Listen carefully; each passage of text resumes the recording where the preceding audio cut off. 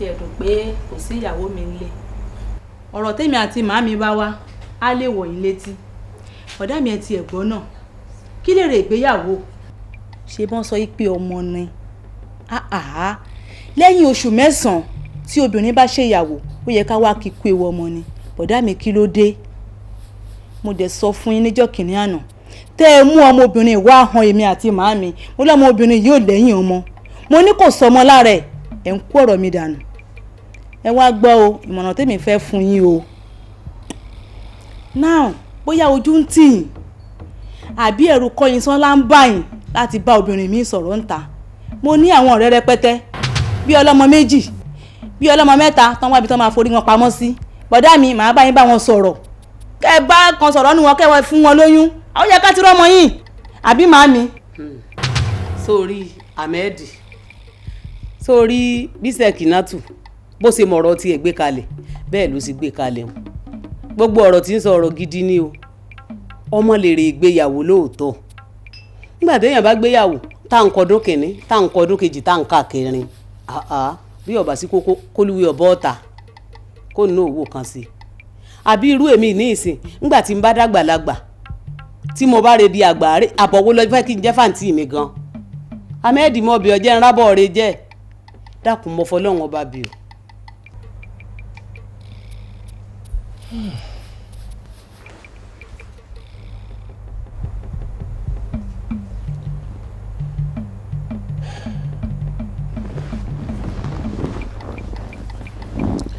Ṣé nǹkan tẹ́ bá ní ara mi? Kò jù bẹ́ẹ̀ lọ ọkọ ìyá mi. Ọ̀pọ̀ obìnrin ló wà nígboro tí wọ́n bí ọmọ tí wọ́n bí àlàáfíà rárá. Bẹ́ẹ̀ àìmọye dẹ̀ ló wà nígboro tọ́lọ́wọ́n ò tí ì yọ̀ǹda ọmọ fún wọn ṣùgbọ́n wà láì wọ́n bí àlàáfíà. Ọlọ́run bá lọ ń ṣọmọ tó bá yá Ọlọ́run á ṣọmọ fún ìyàwó mi. Ọlọ́run á tiẹ̀ ṣe tiẹ̀ náà lágbára Ọlọ́run. Sáfowó rè ọwọ́ n tí mo torí ẹ̀ wá òkùnkùn gba tèmi. Tẹ́ ẹ bá délé ẹ bá mi ká ọmọ yẹn. Ọ̀dá mi owó kọ̀ǹtínà tẹ́lẹ̀ fẹ́ fẹ́ mi ń kọ́. Ọmọ ti fi wá sórí ìjókòó. Òun náà fẹ́ fún mi 50,000 owó kọ̀ǹtínà wọn ò fẹ́ mi náà ẹ̀wẹ̀ mi ò ní lọ tán bá ti fẹ́ mi o. Okó yìí ni ló fi ṣe. Eléyìí ò tó èlò náà kó síbẹ̀ bọ̀.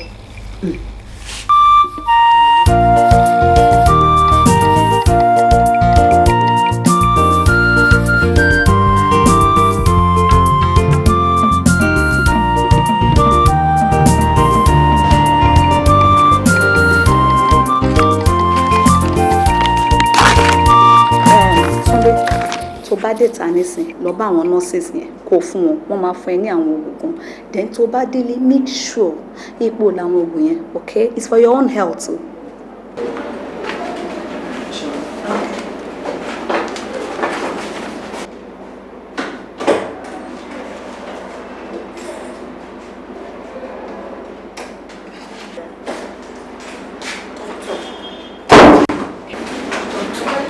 Mrs. Arifowose. Kí ló ṣe yín? Why are you looking so worried? Doctor, mo wà worried, doctor. Àtọ́jọ́ yẹn mo kàn sọ fún yín pé kẹ́ sọ fún mi tí wọ́n pè nǹkan kan wà wrong pẹ̀lú èmi àbọ̀kọ mi. Ó dà pé bóyá ẹ fẹ́ máa hide nǹkan from me. Ẹ dẹ̀ mọ̀ situation mi. I'm not finding it easy with my in-laws at all. Ẹ ṣàlàyé fún mi tí nǹkan kan bá wà wrong pẹ̀lú mi. Mrs. Arifowose, ẹ mọ̀ pé I am your family doctor and we are more or less family friends. Mi ì lè purọ́ fún yín. Bẹ́ẹ̀ ni ó yẹ kẹ́ rántí pé wọ́n train mi labroad ni. And I'm a qualified gynecologist so yẹ kó yé yín pé mi ì ní course láti purọ́ fún yín at all. And for your information oògùn tí mo fún yín gan is just fertility drugs ni pé so that ẹ lè tètè wà fertile, nothing more. There is nothing wrong with you and your husband.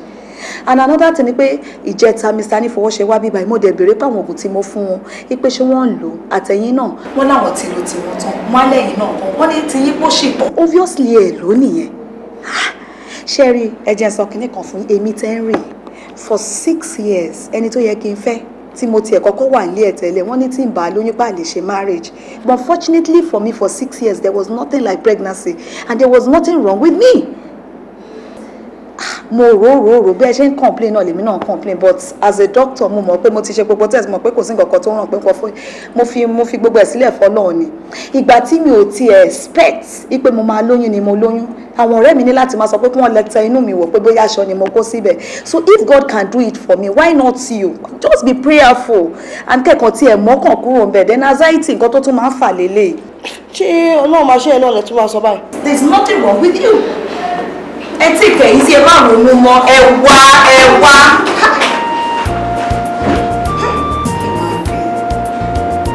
kó dé sí kọ́kọ́ tó ṣe àtọ́ka tí wọ́n wà òkè kí wọ́n máa kọ́ tiẹ̀ mú ọkàn kúrò pé òun wà òun ó lóun á ṣe at the right time. Kọ́yìnsọ́lá dúró náà ṣé olókè mi lẹ́yìn mi nínú fámìlì ó yà mí lẹ́nu in fact ó yà mí lẹ́nu seriously mi ò mọ̀ pé o ti di onípàlàpàlà békebèke jákujàku báyìí náà so o lè take decision lẹ́yìn èmi tí mo jókòó yìí dúró náà ṣé mo bí mo ṣe jẹ́ sí ẹ ṣá. ọ̀dọ́ mi kò yé mi. kò yé ẹ Ahmed Wabilana in fact mo dúpẹ́ lọ́wọ́ bọ̀bọ́ yẹn ni tí ò bá jẹ́ bẹ́ẹ̀ ìwọ lè pe ọkọ ẹ jókòó kó fẹ́ file divorce. bùdá mi ẹ má bínú pé mo dá ọ̀rọ̀ mọ́ ilé mi àmọ́ kò yí sí bẹ́yìn ṣe ń sọ yẹn tẹ́ bá mọ wàhálà tí àwọn family ọkọ mi ń fún mi ojoojúmọ́ ni different set of people wá ní wọ́n á kọ́rọ̀ lé mi lórí ní wọ́n á embarrass me up and down ẹ wo tí mo dẹ̀ ṣe ìròyìn àwọn people fẹ́ pa mí ni kó tẹ̀ tó ti pọ́ pa mí kí kúkú fi ọmọ sílẹ̀ fún ọ kí mi àti ẹ̀ka go our separate ways bóyá bí ọlọ́run ò kọ́ wá pọ̀ ni àbí ọlọ́run fẹ́ máa ṣe gbogbo oríṣiríṣi àwọn ọgbọ́n ìrònú. Kọ́yìnsọ́lá kí ló ń sọ tó ń dùn lẹ́nu ẹ̀ yìí wá jẹ́ àfi kíní ìṣirò ara wa mo mọ orú ẹni tó jẹ́ kí n gbéyàwó kan sílẹ̀ látijọ́ tó ti wọlé ọkọ ẹ̀ kíyàwó ẹ̀ má lóyún mo mọ orú ẹni tó jẹ́ wàá lé jáde má jẹ́ ká deceive ara wa mo mọ orú ẹni tó jẹ́ so ìṣòrí tí ìṣòrí ọba rí báyìí a máa package ẹ̀ ní ọkọ ẹ̀ ò lè máa bínú ọkọ ẹ̀ after all kò bínú àwọn family ọkọ ẹ̀ tó ń dẹ̀ ń bínú wọn ni right tó bá jáwa náà ni the same thing ni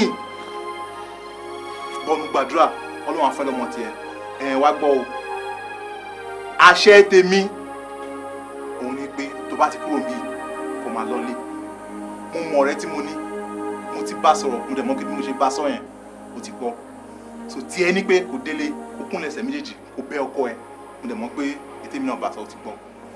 bòbòdá mi ẹ sọ nǹkan tí mo máa ṣe lórí ọ̀rọ̀ bí gbogbo ẹ̀ ṣe bí yìí. Kọ́yìnsọ́lá nǹkan tí mo fẹ́ òun ni mo sọ yẹn kó kúnlẹ̀ ẹsẹ̀ méjèèjì kó bẹ́ ó ti gbọ́. mo sọ pé kí lọ bẹ ṣé èèyàn máa sọ problem.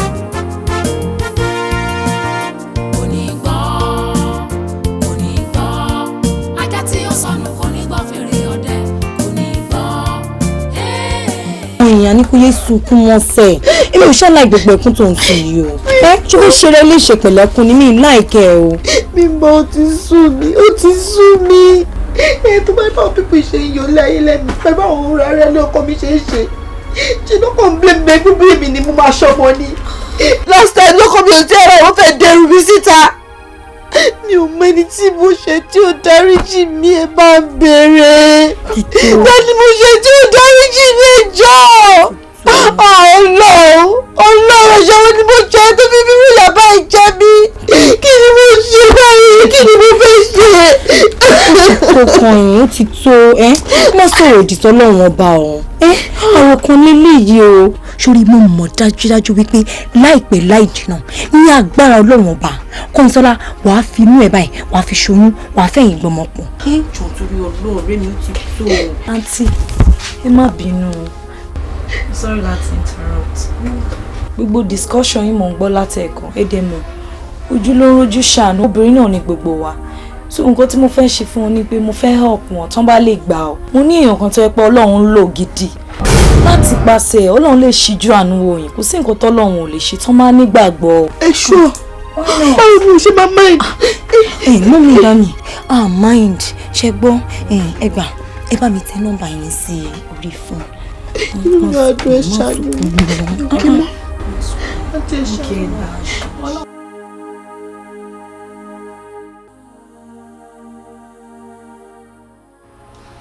Mrs. Information. Ẹ kú ìgbàdúrà. Ẹ ṣé sir. Ju gbogbo ẹ lọ. Mo fẹ́ kẹ́ mọ̀ wípé kò sí nǹkan tó ṣòro fọ́lọ́run láti ṣe. Ṣé wá rí Ọlọ́run tó dùn Hánà nínú àti Sárà kò ní gbàgbé yín náà. Gbogbo ohun tá à ń gbàdúrà fún bẹ́ẹ̀ lọ́lọ́run máa ṣe fún wa. Àmín. Àmọ́ àwọn prayer point tí mo fún yín ẹ gbọ́dọ̀ make sure pé ẹ̀yin àti ọkọ yín ẹ jọ ń gbà wọn. Pastor, problem ni wípé Muslim lọkọ mi kò dẹ̀ ní bá mi ṣe prayer ẹ̀ ṣé mi nìkan lè máa dá ṣe. Kò sẹ́ni problem ó jẹ́ ìnìkan náà lẹ́ ń gbà mo nígbàgbọ́ pé Ọlọ́run á ṣe àmì. Àmín. Ẹ jẹ́ ká gbàdúrà. Ayérayé Ọlọ́run ìyanu. Àmín. Bàbá a dúpẹ́ lọ́wọ́ ẹ lórí ìránṣẹ́ yìí. Olúwa àwa nígbàgbọ́ wípé gbogbo àwọn tó bá fi ọkàn tán yín ẹ̀yin kì í dojú tì wọ́n. Ọ̀rẹ́ mi Fáṣọlá ń try nílùú Èkó yìí o Fáṣọlá ń gbìyànjú. Ọ̀rẹ́ mi tẹ̀gọ́ ní ẹ ṣùgbọ́n ká síwájú ló kọ́kọ́ set pace yẹn tó bá irú àwọn pípọ̀ ìṣe as in mo dé Ozumba Badiwe yẹn mo trip orí bó ṣe gbogbo bẹ̀rẹ̀ wọ́n sọ di small London. Ohun mi gan ó inspire mi àti máa sọ tax. I'm telling you ṣé o rí kí gbogbo ọ̀nà tẹ́ pé tẹ́lẹ̀ tá a bá ń drive àwọn máa já sí kòtò já sí pọ́tò everything o rí pé ó ti tún gbogbo ẹ̀ ṣe gbogbo ẹ̀ pátá ló ti tie street light bridge pedestrian bridge gbogbo ẹ̀ ló ti ṣe. Wọ́n ní téèyàn bá ti wà young and vibrant ó máa ń lọ pọ̀lọ́ ni. Ọlọ́run o ti gẹ̀rẹ́ mi báwo ni. Sweetie what's up. Bímbọ́ ẹjọ́ ọ̀rẹ́ ni mo wá fi sùn ẹ̀ ṣé ìyẹn ń ṣọ̀rẹ́ ni mo ṣọ̀rẹ́ torí Ọlọ́run gbà mí tí mo mú ọyìn sọ́wọ́ lọ sọ́dọ̀ ìyá àbíyè ló jí ká mi mọ́lẹ́ láàárọ̀ yìí wọ́n kò sí nǹkan tí ìyá yẹn ò fi mi wé tán lẹ́nu bí ìyá yẹn ṣe ń gbé mi sí pé tí mo gbàdúgbò wú lé mi lórí lélẹ̀ torí ọyìn sọ́wọ́ àtọkọ òun jọ lájọṣepọ̀. mo tọrọ ni mo sọ fún ẹ bá mi kìlọ̀ fún dáadáa kó bá mi kìlọ̀ fún o bá mi kìlọ̀ fún torọ́ rẹ̀ mi bá mi kìlọ̀ fún o tèmi nìyẹn mi lọ́rọ̀ jù bẹ́ẹ̀ lọ.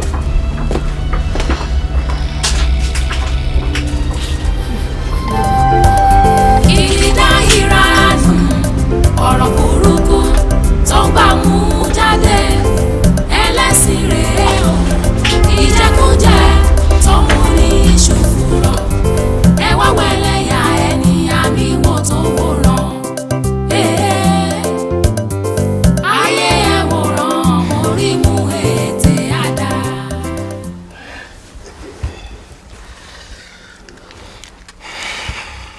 kí lélẹ́yìí. kí ló fẹ́ fi kọ́ńdọ̀mù ṣe. fún protection àwọn méjèèjì ni náà. Akin ìwà àtìyàwó ẹ̀ wà nílé ìwọ ń yọ kọ́ńdọ̀mù jáde ọjọ́ òwúyẹ ni gbogbo yẹn bẹ̀rẹ̀.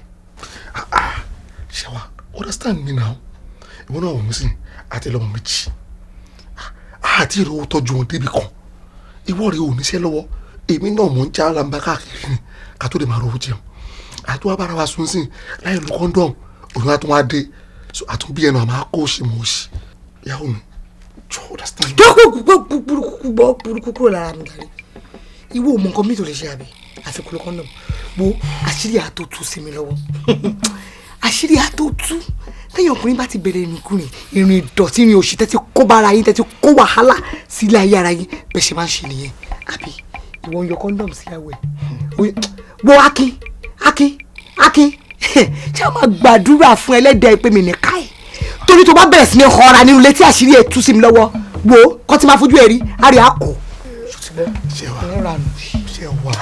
gbọ́ kó lára mi jáde onírànù oníṣekúṣe òṣì òun lówó lọ́wọ́ ṣùgbọ́n ó ra kọ́ńdọ̀m àbí onírànù àṣírí àtú o gbọ́ burúkú kó lára mi jù. wà á ti pariwo àwọn ará tó rúláwà yìí. àníwá tó bẹ̀rẹ̀ sí ní ọ̀rá ń sìn àṣírí àtú. gbọ́ gbogbo ṣọ́rẹ̀ onírànù oníṣekúṣe ọkùnrin olè àṣírí àtúntò wà rí onírànù àṣírí tó ń bọ̀ yẹn ọlọ́wọ́ bá mi àtú ní gbangba ni ṣé àtọ́ bá bẹ̀rẹ̀ sí ní ọ̀rá àṣírí àtú.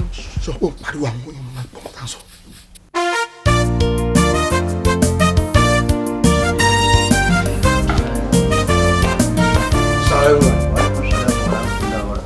ṣe káàbí. ajabla hamid alhamdulilah. ok. ẹ ra sẹ. ìyá mi. ẹ sọ. ẹ jẹ́ kí n bẹ ti drop yín. ẹ wá dàkún gbogbo tí mo sọ fún yín ẹ jẹ́ kí ká mọ̀ ṣe bẹ́ẹ̀ ìmọ̀ pọ̀ lọ́wọ́ ọba kì í ṣe nǹkan tì ọlọ́wọ́ dá wa lóhùn ọlá sẹ́nà Ahmad Tijani rọ̀díàlà yóò dá wa lóhùn ọlá Sheikh Ibrahim Niass yóò dá wa lóhùn ọlá Sheikh Abdul Qadir Qilani wa Jilani bàbá ọlọ́wọ́ dá wa lóhùn ọlọ́wọ́ wọlé ẹjọ́ kìnìún àná tí Sheikh Abdul Qadir sọ fọlọ́hùn pé ẹrúbìnrin kan ní ọmọ fọ́ọ̀mà ọlọ́wọ́ wa ní kò sọ́mọ Sheikh Abdul Qadir ló di ọ̀kadùrí méje tí inú òde bẹ́ẹ̀ lágbára ọlọ́ ẹ wá dákun kankan ní ajá ẹ máa kírun. tẹ́ bá kọ́ àwọn ẹlẹ́sẹ̀ orí wo lè kọ́ ní aṣọ wọn. ajá bẹ́ẹ̀ ni wọ́n bẹ lọ́wọ́ yín. kílẹ̀ rí. ń bẹ lọ́wọ́ yín. ẹ fẹ́ try bí kó má bàa dìjà lè bí ṣe dákẹ́ mi ṣe sọ kankan mọ́. bóyá ìtẹ́ bẹ̀ sí ń sọ fún ẹ sí ọlọ́ọ̀lẹ́ gbàkóso látọ̀dọ̀ sí. àdúrà wo gbà lórí bá a ṣe ń fẹ́ ẹ jẹ́ ká tẹ́wọ́ àdúrà bisimilayi rahman rahim kọ́lọ́n wọlé asọ́tò khilaf tẹ́ pé ọlọ́run fi ròyìn ara ẹ̀ ní kó fi ròyìn kankan gbogbo nta tọrọ fún ajé ọlọ́run ó ṣe fún yín. wọlé àwọn aláwìsí aláṣọṣẹ ọlọ́run jẹ́ kádùn ayọ̀ gbà wọlé sẹ́nà Ahmad Tijani rọ̀díàlà wọlé sẹ́nà Ibrahim Niass wọlé sẹ́nà Abdul Qadir Jalil Qilani bàbá ọlọ́run jẹ́ kádùn ayọ̀ gbà.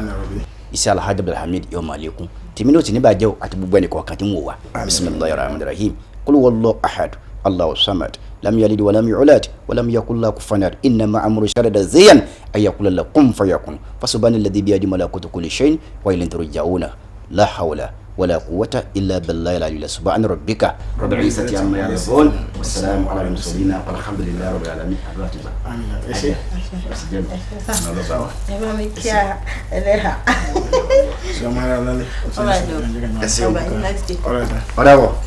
مع السلامة.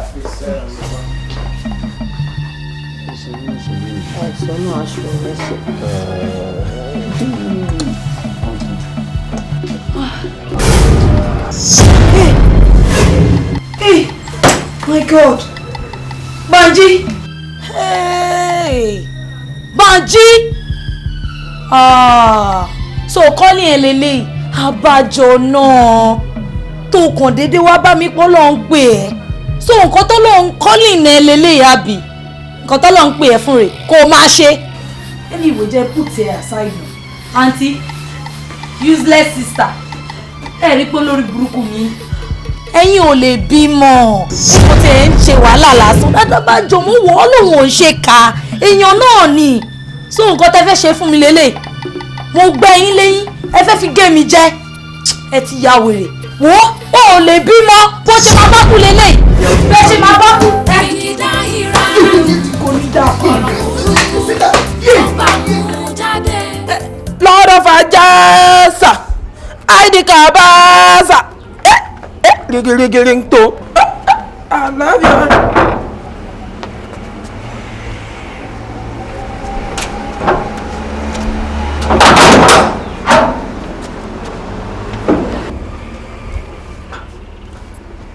ẹ ra màá. Ẹ káàsán. Ṣé kò sí o? Ẹ jọ àwọn tó nílé ni mò ń béèrè. Wọn ò sí nílé. Hey good. Ó dẹ̀ dùn mí o. Ó dùn mí pé wọn ò sí nílé. Ẹ wò ejò ìyàwó wọn máa fi sun aṣẹ́wó òṣìtọ́ gbé sílé yẹn á jáde apẹ̀rẹ̀ national cake.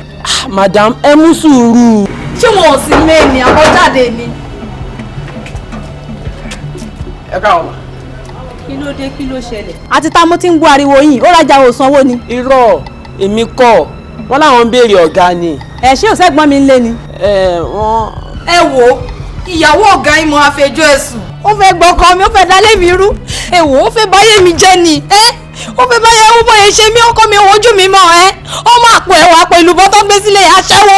Ẹ wò ẹ sọ fún un tó máa ń pè kiri kó lọ sàbújá àbí kò mọ̀ náà lẹ́ẹ̀ni ni. Ó máa ń fẹ́ sábẹ́ mi rú. Kí ló ṣẹlẹ̀? ọ̀dà mi ẹ káàsán. ẹ wà nù ilé. ẹjọ́ ìyàwó yín náà wá fi sùn. ẹ sọ nǹkan tẹ́ ẹ bá wá. ẹ káàsán sí i. Mi ti ẹ̀ mọ̀ pé responsible man báyìí nìyí kí lè wá dọ́dọ̀ àpò èlùbọ́ tẹ́ gbé sílé national cake aṣáwó níyàwó yìí ẹ mọ̀ ni.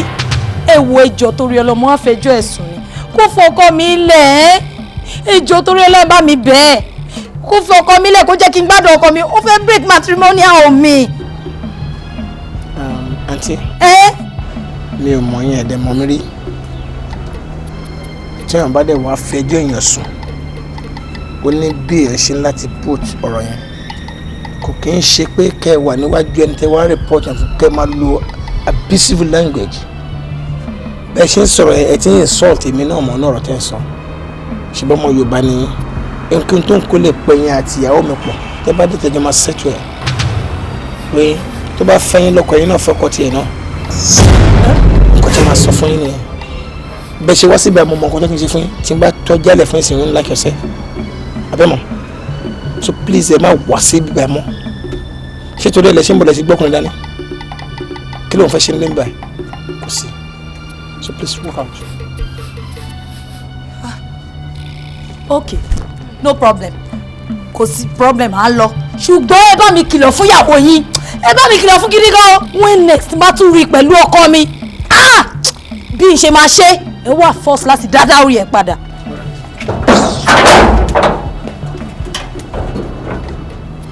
Bọ̀dá mi, ẹ̀gbọ́n mi, ẹ̀gbọ́n ẹjọ́ tí ọmọbìnrin wá rò.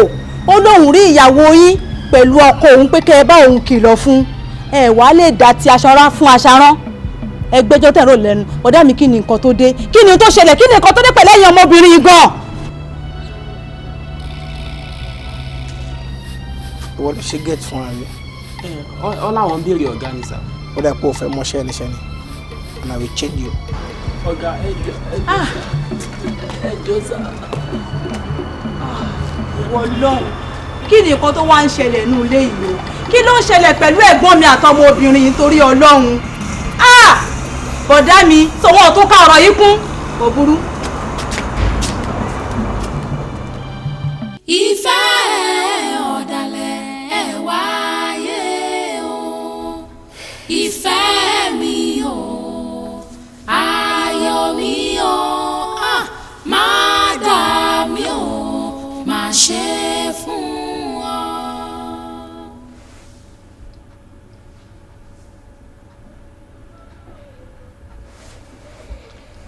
Amen. HM.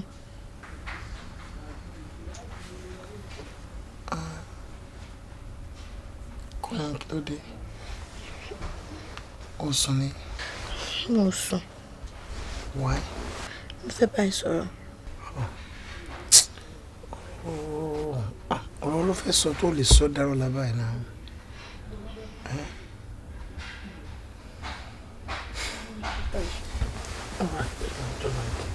Kí ló ṣẹlẹ̀? Ìgbà tí mo dé inú ìrọ̀lẹ́ yìí náà sọ fún mi pé èèyàn kan wá pariwo níbí. O ò dẹ̀ mention ẹ̀ fún mi, o ṣàlàyé fún mi. Ìyàwó pásítọ̀ mi ni mi ò dẹ̀ ní anything pẹ̀lú ọkọ mi mọ̀ nǹkan tó ṣe ń sọ irú ọ̀rọ̀ tó wá ń sọ yẹn. Pariwo lẹ́nu. Kí ni tiẹ̀ pẹ̀lú ẹni tó wá síbi tó pariwo?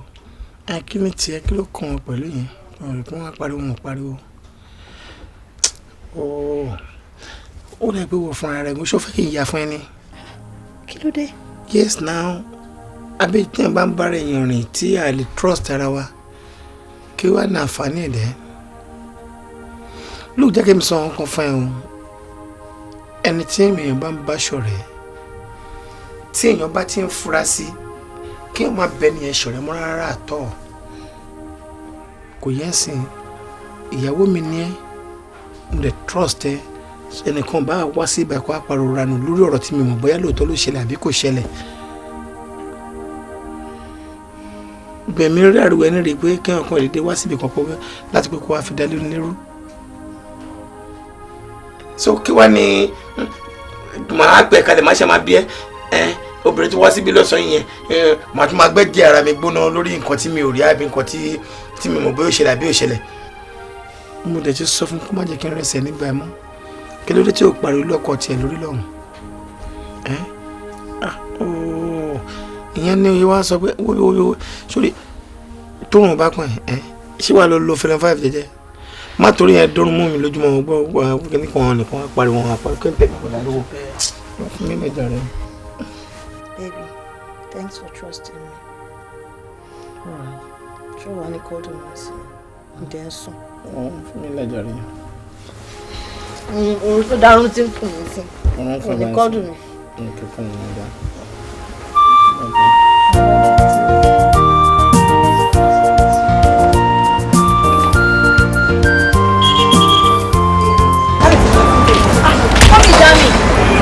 kújọ́ mẹ́ta ṣé kò sí tí àròjù ibi iṣẹ́ travel ni. rí mi kẹ̀ ẹ lè rí mi bí báyìí o àǹtí. kí ló dé ṣàṣẹ yín ni.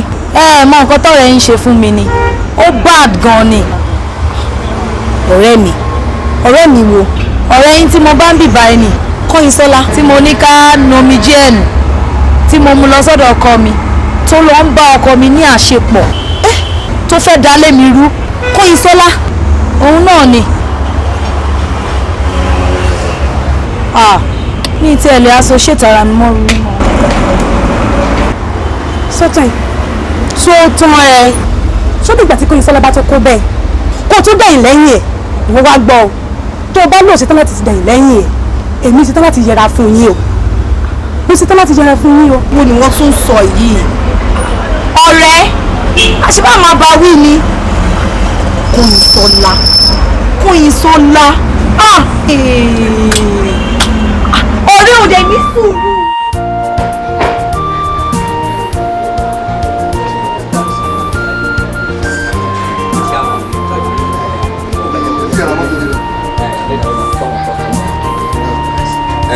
kí n tó gbàgbé ìyá yìí ló wá sọ́dọ̀ mi tó wá fi ẹjọ́ ẹ̀sùn mi. ṣé wa kí ló dé mo ṣe. òun láti bí ijọ́ mẹ́ta kan sìn oníṣe ló máa ń jájú mọ́ òun tó dẹ̀ máa ń pọnra mọ́ ó ní pàápàá òun ò mọ̀ rìn ẹ̀ mọ́. sórí bọ́dé sórí ṣe wa kan ya létí lápá obìnrin báwo lobìnrin ṣe máa wà tí ò ní rí sí pẹ̀lú ọkọ ẹ̀ bí àwọn ṣe wà yẹn jọ́ tí mo ti fẹ́ kò bá bẹ̀jà lórí pé ọkọ mi o kò bá pẹ̀lú tó kọ lórí ọkọ mi o bí nǹkan ṣe rí yìí o báwo la ṣe fẹ́ rìn tó máa dà bí o bá mi jà pé mo ti múra jù mo ti fáyé jù ọ̀rọ̀ obìnrin mò ń kó mo ti ṣe kéde kan ta mo ti ṣe gbáǹta which means yóò make sense wọ́n dẹ̀ ní bí ilé ò bá dùn bí ìgbẹ́ ní ìgboro ń rí bó ṣe tó wá wà yẹn sìn ẹjọ́ mẹ́ta ló ń bá mi fa ọmọ ta bí yẹn o ẹ̀yẹ tóbi bí o ti tó gbàbúrò ká bí mi o àbí méjì àrùn ọ̀tọ̀ kàtó bí kẹta àbí àmọ́ àfi òsì kún òsì bọ̀dé mi rè tọ́lé tí wọ́n ṣẹ̀ṣẹ̀ o. Akin lóòótọ́ gbogbo nǹkan tó ń sọ yìí ẹ̀tọ́ ẹ̀ ni láti ṣe àwa lè torí pé sọ̀mọ́nì lọ́tí rí díẹ̀ kó wá máa fi yẹn wà síyàwó ẹ̀ ní kó wá máa kanra kó wá máa jájú mọ́ gbogbo àná la mọ̀ pé kò easy bọ̀ wá máa fi inú ẹ̀ dùn wá dẹ̀ máa ṣe nǹkan tó yẹ kó ṣe fún ìwọ dẹ̀ mọ̀rọ̀ àwọn ọmọbìnrin yìí ṣé wàá wá torí yẹn kó jẹ́ káwọn ọmọbìnrin yẹn lọ máa ṣe nǹkan míì ta ni mo fi Ọlọ́run bá bẹ̀ ẹ́ ó tún sọ débi wípé onígbà tó bá di àkókò tó yẹ kí tọkọ láyà kí wọ́n jọ ní nǹkan tí ọkọ àti àwọn ń ṣe ìyẹn gbà yẹn ló máa yárí tó máa kó agídí bolẹ̀ mo fi Ọlọ́run bá bẹ̀ ẹ́ Akin take care easy pẹ̀lú obìnrin yìí. ìbí gbọ́ ọ̀kan tí wọ́n sọ sí bọ́dé bọ̀ ti bá òun náà sọ kóun náà rí sí pẹ̀lú mi kó lè yẹ ká understand ara wa so ojú bẹ́ẹ̀ lọ. ok kò sí problem ó mọ̀ pé obìnrin a ní láti máa ṣàlàyé fún wọn jẹ́ kí n bá ẹ wá ṣẹ́ǹjì díẹ̀ kan.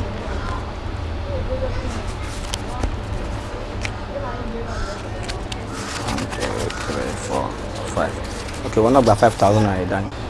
ọdí o ṣe gan Ọlọ́run àjẹkẹ́ mi náà tó san fún ẹ. kí làwọn afúnra wọn fún. o ṣe.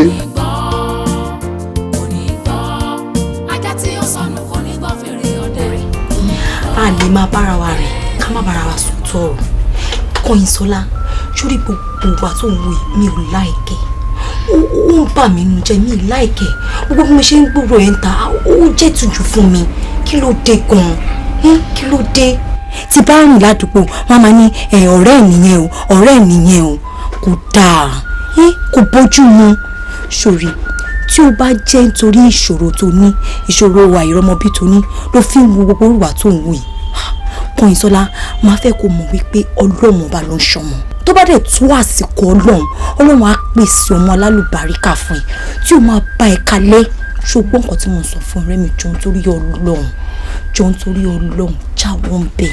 ṣé ọ̀rẹ́ mi ṣe gan-an ni mo appreciate ẹ ìwọ nìkan náà ni about the only person tó kú mi kú mo dẹ̀ á ṣọ́ rí pé màá jáwọ́. promise ṣé ọ̀rẹ́ mi ṣe.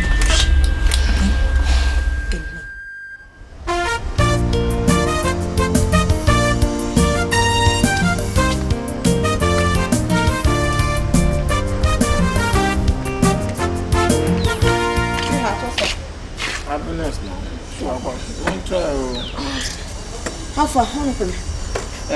Mo ní kí n bèèrè lọ́wọ́ ẹ̀ ní. Ìgbà wo ni travel yẹn kò sí? 2 weeks time ni mo fẹ́ lọ torí lady tí ó fẹ́ mú mi lọ sọ́jà yẹn ó ní 2 weeks time ló máa tó ráyè àwọn tó máa mú mi lọ tẹ́lẹ̀tẹ́lẹ̀ wọ́n kàn máa ń gbá mi ṣeré ni but woman yóò mọ nìkan crane ní ọjà yẹn so ó pè mí kí n dúró de tí mo rà last time ó pè mí gan. ó sàn nìyẹn kò sẹ́ni tó wọ́n lè gbá. irú ẹ̀ mọ̀ pé mo lè babaláyé bi tiẹ̀. ọ̀sẹ̀ méjì not too bad. ẹ̀ẹ́dẹ̀ ń pẹ́ tẹ́ bá ti lọ. àtọ́. You have this 1.2 ló wà ń bẹ̀ lọ fi kún ọjà tó fẹ́ ra. Why you being so nice to me? Àwọn tó ṣẹlẹ̀ ni pé tóbìnrin bá wà tó yẹ pé gbogbo sí ayé ẹ̀ ó máa fún ọkọ ní dùnú ni mo tó yẹ kó náà gba in return his happiness. You understand? No problem. Thank you very much. Thank you. No, I love you. I love you too, my dear. Thank you. I'm going to join you in my own way. I'll also special delicacy ẹ fún ẹ sì dẹ́ pé ìwọ gan wà gbà má wọlé o surprise ṣé àjókòó síbẹ̀. ẹ̀ẹ́dẹ́gbẹ́dẹ́ tó jẹ́ tọ́nà báyìí ìyẹn lọ́kàn jáde bọ́lẹ̀ nù. má wọlé o. kò sí wàhálà ṣé ẹ ti rán wọn lépo ṣáṣẹ mọ̀ kó máa tán náà.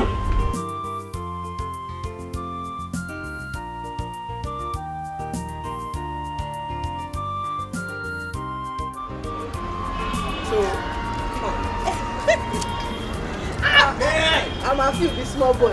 I can't vaccine the shop. I think do báyìí. Wá ọ̀rọ̀ ti pọ̀jù o. Ó ti pọ̀jù o. Wallahi but tani ẹ. Mistakenly born in Nigeria ni èmi riru ẹ rí. Ìyẹn na na nínú. Kò yẹ kó bí mi sí bí ara bí kó bí mi sí Yankee. Bí ya ṣàlẹ̀ ọ̀nà méjì yẹn ni. Kò ṣe má ṣe. O to ni. Obìnrin máa ń kẹ́ra bẹ́ẹ̀. Wọ́n ò ṣá ọrùn gan look at it now. Ṣó ti ẹ̀sìn. Anyway, má pẹ́ má dẹ̀. Ó ti ẹ̀sìn. Ma miss me again. I should now think about that to miss. Oh, Tony. All right. Tani Aki. Kọ́yìnsọ́lá bẹ́ẹ̀bí. Kọ́yìnsọ́lá mi. Báwo ni? Báwo má ti pè Kọ́yìnsọ́lá bẹ́ẹ̀ yẹn. My name is now Mrs. Kọ́yìnsọ́lá Ahmed Anifowose. Ó dẹ̀ má bínú o, Mrs. Kọ́yìnsọ́lá Ahmed Anifowose. Ṣé wà okay? Báwo ni? Ṣé wàá pa? Kí ló wá ṣe ń bì? Mo ti gbàgbé manners mi, sweetheart, má bínú jọ. Akin, this is the love of my life, Ahmed Anifowose. Irọ́ ni o. Akin, classmate.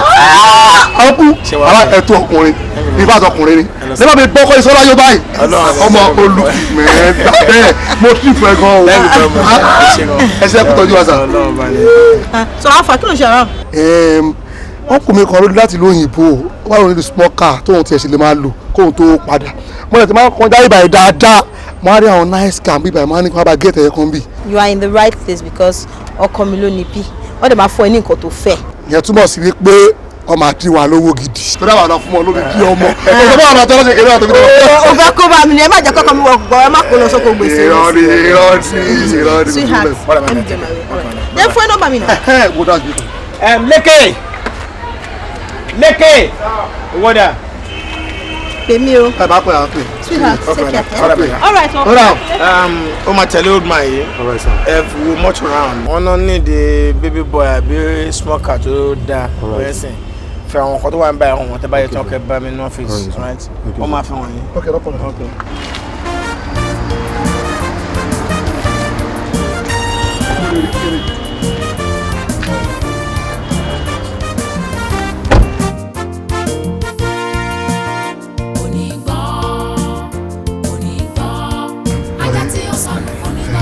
Mate, Kọ́yìnsọ́lá.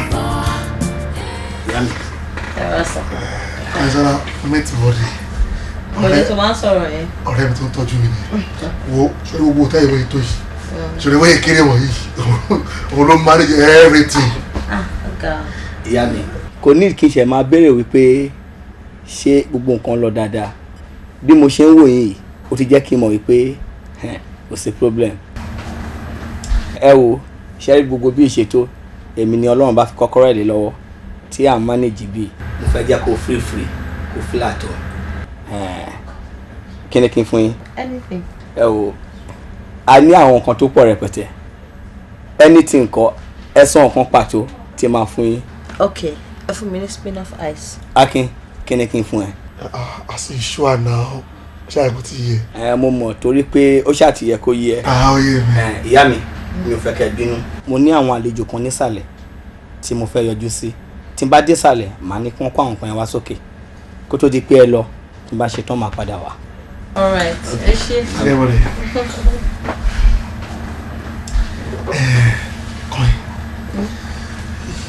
Ibùdó ọ̀rọ̀ mi ti sí i ọ̀rọ̀ yìí mo sọ láti padà wá yunifásitì tó kó tó lè bọ̀ lọ sáf alus contact ẹni tó bá tún pàdé padà lọ́dọ̀ ọkọ yìí náà ó ti pè é mo ti bẹ́ẹ̀ sọ èyí lọ́ọ̀tù fún mi ṣàánú mi. Kí ni nǹkan tó ń sọ pàtó kò yé mi nà? Ẹni nípa ọ̀rọ̀ fẹ́ wáyé náà ni ó ní belief pé àtijọ́ yẹn tí mo ti rí ẹ ilé mi ò ṣẹ́tù cause tí àwọn máa sọ̀rọ̀ báyìí màá ti ronú lọ kí ni mo rò ọ̀rọ̀ kan sọ̀rọ̀ ìwọ ṣàánú mi náà. já ẹnu ní ọ̀rọ̀ yìí náà mo ti wà married náà ìwọ náà dẹ̀ ti níyàwó sílé kò sọ̀rọ̀ ń bẹ́ẹ̀ o. wo kọ́ ẹ ọ̀rọ̀ pé ìwọ ti marry àbí mi níyàwó lẹ́yìn ó yẹ ká fi yẹn lẹ́sẹ̀gbẹ́ kan níbi kọ́ ẹ ó dàbí o mo ti nífẹ̀ẹ́ tó ṣá kọ́ ẹ I love you in fact I can take any risk because of you. sórí orí mi yìí àyà mi ó gbé anything tó ayé pé torí tiẹ̀ ni.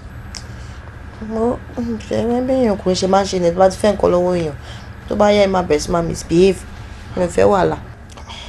kọ́ni òdu ni mí náà mi ò ṣáàyè mọ̀ fún lóko ẹ̀ èmi ò sínú àwọn ọkùnrin tó máa ń parọ́ tó mi ìmọ̀ràn pa ọlọ́run ò fi rọ́rọ́ èmi ìmọ̀ràn pa kárí pé ó easy fún mi pé kí n open àyà mi àti inú mi báyìí kí n open fún orí kò ní kan tó wà ń bẹ̀ ìwọ gan wa sọ pé èmi yìí ló máa kọ̀ọ̀kan ẹ sílẹ̀. but kí o mọ̀ pé mo ti máa rìn sìn. lórí orí kò sọ̀rọ̀ kò sí ajá tí ó kì í jẹ mi ó ní àgẹ̀ bámbá yìí òun ni ò dáa ojú tó bá ti ẹ̀rù ti ẹ̀ẹ́nẹ̀ tẹ̀ títí tí ẹ̀rù ti yá péjì ó ti máa mi tó gbogbo ìbá rírì torí unlike in hypertension ìbá dé hypertension like in a stroke rí ọ̀rọ̀ yìí ó ẹ̀kọ́ yẹn torí gbà tí mo wà lọ́dà side tí mo lè drive bí báyìí tó park orí mo ìjára mọ́tò lẹ́nu mo rí ẹni ẹ̀kọ́ yìí ṣàánú mi.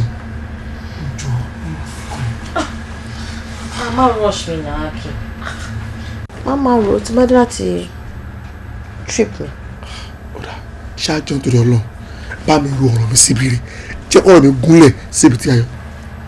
ọ̀rọ̀ gbogbo á gúnlẹ̀ síbi tí ayọ̀. ṣe kọ́yìn ìyá tí ẹ bá ń lọ. ìwà ìwà máa bẹ́. ó ti bẹ́. ó ti bẹ́. má bẹ̀rẹ̀ kí mo pè é nípa ìpàjáwìrì torí bó ṣe ń wò mí ọ̀rọ̀ kan wà tí mo bẹ̀ sọ ṣùgbọ́n mo ṣe lè gbé kalẹ̀ mi ní pé tí n bá sọ mi bó ṣe máa rí lọ́kùnrin ó kọ́ yìí mi ní pààrọ̀ fún ẹ bó ṣe wò mí mi ò níṣẹ́ lọ́wọ́ in fact ìyàwó mi kan Kasukaji Nigeria Enterprises ni wo owó orí àwọn ọmọ gan mi ò lè afford ẹ lọ́wọ́lọ́wọ́ tó ń bá ẹ sọ̀rọ̀ ẹ̀kọ́ ìṣọ́lá ò ní believe pé èmi àti landlord mi a ní big problem for the past month na sáfù mi rẹ̀ jáde tí màá ti rò ó sọ. Akin. kọ́ ìjọ tó lọ lọ mo ń bẹ́ẹ̀ ni any assistant tó bá lè ṣe fún mi ẹ̀ tí nǹkan fi wá òkè bó ṣe ní mi mo kàn jámà sọ́tún jámà sósì jámà síwájú ọba tí ń bá rí làkúrà fi manage lẹ́kọ̀ọ̀kan. báwo ló ṣe wá ṣe báyìí látọjọ́ ètò ìtẹ̀wá sọ irú nǹkan báyìí ló ń bò mọ́ra why ṣé wọ́n mọ̀ pé problem shared is a problem solved ni. ọ̀gá o kí la máa wá ṣe báyìí bóyá ká wá owó fún ìyàwó ẹ̀ bóyá kó máa ṣe bí nàbí kí ni wọ́n fi pé a lè ṣe náà. bí àwọn ti ẹ̀kọ́ pẹ̀sùn at least irú kálọ̀ tí wọ́n bá tẹ̀lé fún mi ní ẹni job ń bẹ̀ tí mo ti ẹ̀ lè máa ṣe ṣé kí n tẹ̀ máa kún ní láàárọ̀ kí n máa dé lálẹ́ in fact inú mi á dùn. That's true. Oní point recently gan Ahmed in discuss pẹ̀lú mi pé òun wá PA tó yẹ pé at least ó máa ní BSc ok má bá sọ má dẹ̀ sọ fún pé kó fún ẹ ní something very reasonable. ìyá ò ṣe ìyàwó mi. then àtúwáwó díẹ̀ kí àwọn ẹbẹ̀rẹ̀ business díẹ̀díẹ̀. ṣe ìyàwó mi ò ṣe gan ṣé ẹ ló wá sọ pé kìíní anyway mi fẹ́ máa lọ. Kọ́nísọ́lá ò lè lọ bẹ́ẹ̀ yẹn wọ́n ti bá ti rí ẹ orí mi ò sẹ́tù mọ́ tí ìjẹ́ ká wọlé bí ìdẹ́jú 30 minutes ká fi ṣe eré kó tó máa lọ. ṣé ó possible kó pè mí kí n má dá ẹ lóhùn besides the fact pé sori Ahmed gbọ́dọ̀ mọ̀ pé mo jáde because mo bó ṣe sáré pé mo ní pé kí n sáré yọjú sí kí n dẹ̀ padà sílé. ọkọ tó mo ti mẹ́sẹ̀ ọ̀rọ̀ mọ̀ bí jẹ́ta láti ríra last ìgbà ọdún máa ń pè mí sí tábà ríra. màá pè é at least mo ní láti lọ ṣe nǹkan tí o rán mi. ẹ máa yẹ kó pẹ́ ṣùgbọ́n ṣọ̀kẹ́ máa lámọ́ra ni ṣọ̀kẹ́ mi ṣọ̀wá yìí ara mi ò gbà ó ṣé bí i.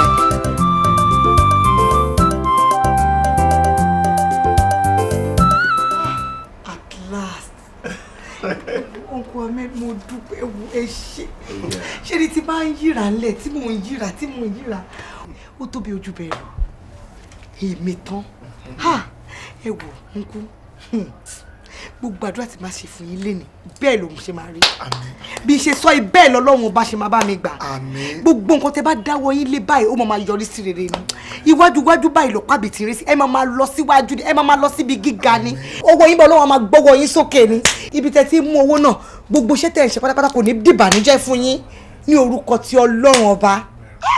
Ọlọ́run ni ọpẹ́ tọ́ sí ìṣẹ́rí ilé ayé tí wọ́n wà yìí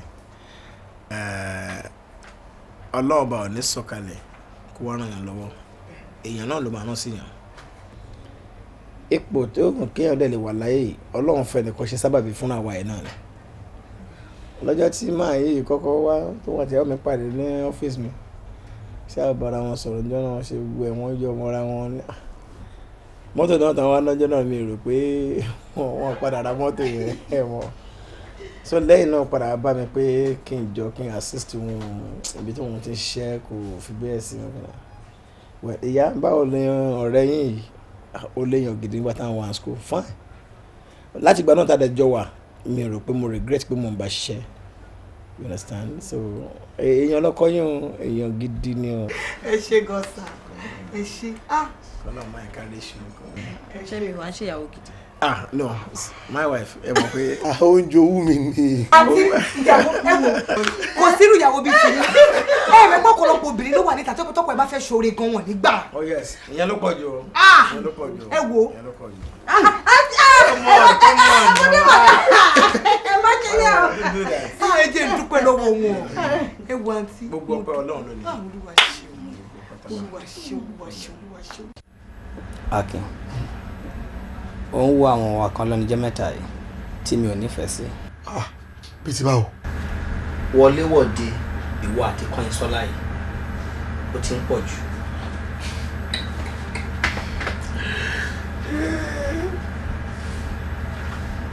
tí wọ́n bá pèèyàn lólè tó bá fẹ́ ṣe ìwà ọmọlúwàbí tó bá ti mú nǹkan kò ní padà síbẹ̀ mọ́ nígbà tó ń jíṣẹ́ Kọ́yìnsọ́lá yìí ṣe o ti ṣe wàá dẹ̀ filẹ̀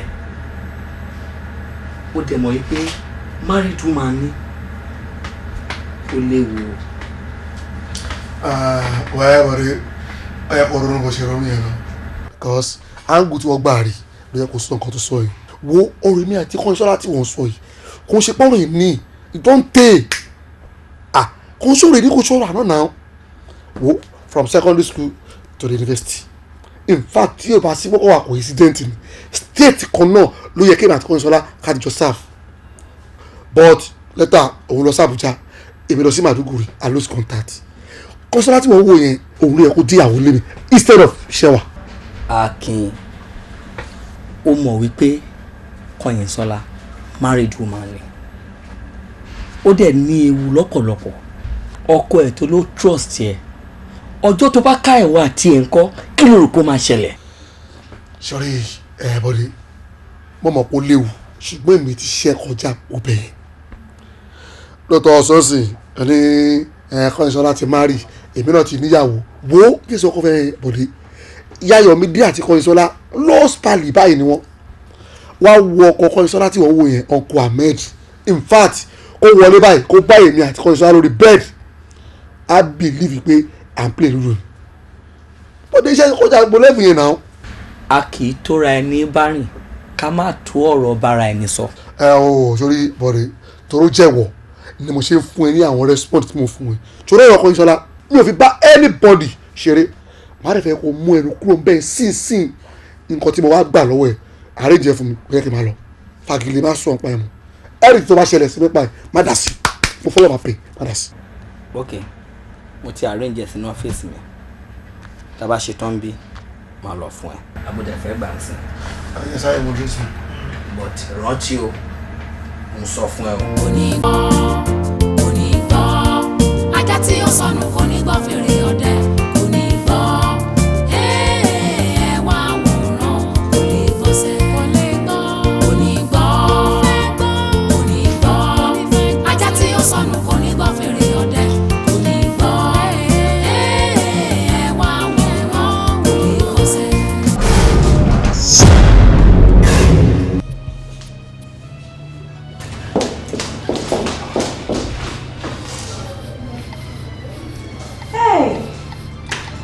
Kọ́yìnsọ́lá wọ́n sọ bẹ́ẹ̀ mo bá bẹ́ẹ̀ ìyàwó ẹ̀gbọ́n mi.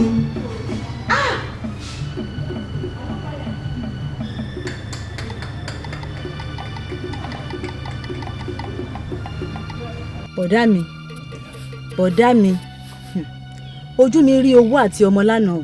níbo nìyẹn. ní hòtẹ́ẹ̀lì la wà hòtẹ́ẹ̀lì yẹn máa ń supply wọn ní ọṣẹ àti toilet roll wọ́n wá ní kí n lọ rí mọ́níjà wọn kí n béèrè nǹkan tí wọ́n fẹ́ bí mo ṣe ń bọ́ ta bọ̀ báyìí bọ̀dá mi bí mo ṣe rí ìyàwó yín nìyẹn tó ń jáde bọ̀ nínú rúùmù pẹ̀lú ọkùnrin. lánàá òde yìí. bẹ́ẹ̀ ni mo sọ fún yín. ìyẹn kan ìsọ́lá mi náà rí. wàláì mo fi títóbi Ọlọ́run ṣẹlẹ́rìí.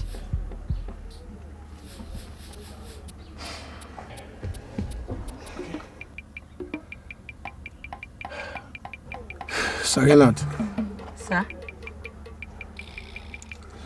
àwọn àgbàlagbà sọ̀rọ̀ kan wọ́n ní má jẹ́ kí etí ẹni ó di kì í jẹ́ kí inú ẹni ó bàjẹ́. ọ̀rọ̀ tó wá bá mi sọ yóò help mi o ó wá fi bà mí ló jẹ́ ni.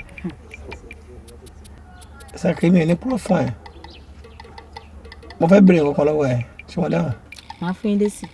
tó bá ṣe pé wọ́n lò wà ní position Kọ́yìnsọ́lá sí ọkùnrin kan àbí ẹnìkan rí ẹ ní hòtẹ́ẹ̀lì pé wọ́n pọ̀lọpọ̀ lọ́jọ́ wọ́bẹ̀ kẹ́ni ẹ wá gbéra kó gba ọ̀dọ̀ ọkọ ẹ lọ kó lọ sọ fún ọkọ ẹ wípé mo mà rí ìyàwó yín o ọkùnrin gbé wá sóòtẹ́ kí ló máa rò sẹ́ni yẹn. inú mi ò ní dùn sóńtọ̀. inú ò ní dùn sẹ́ni yẹn. bẹ́ẹ̀ ni. so in other words kí la máa pè wọ́n sí. ọ̀dà mi ò kì í ṣèké nítorí pé mi ò lè rí ìgbẹ́ ní ara yín kí n fọwọ́ bò. but to help me mo fẹ́ kó mọ̀ yín dájú mi ì dẹ̀ fẹ́ kó aṣọ rẹ̀ fún mi mọ́. o gbọ́ wọn tó ń sọ fún ẹ. mo kúkú gbọ́. má wàá sọ rẹ̀ fún mi rárá tọ̀. bọ̀dá mi èmi mọ̀ pé ẹ̀ ní gbọ́ mo dẹ̀ mọ̀ wípé ẹ̀ ní gbà Kọ́yìnsọ́lá kò fún yín ní ẹ̀fọ́ jẹ ó sọ yín lókùn mọ́lẹ̀ bí ẹran ni kí ló dé bọ̀dá mi èmi ò lè rí mí ní ara yín kí n fọwọ́ bò ó Kọ́yìnsọ́lá kì í ṣọmọ tó lè bá yín kalẹ̀ o aṣẹ́wó ni Kọ́yìnsọ́lá ń ṣe ẹ̀ẹ́dẹ̀ lè fẹ́ Kọ́yìnsọ́lá. all right.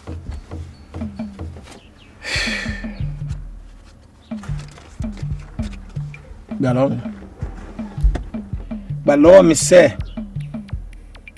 ṣé nítorí ọ̀rọ̀ tí mo sọ ń sìn. gbà lọ́wọ́ mi kó lọ gbé drop. bọ̀dá mi kí n bọ́lẹ̀. I'm not joking.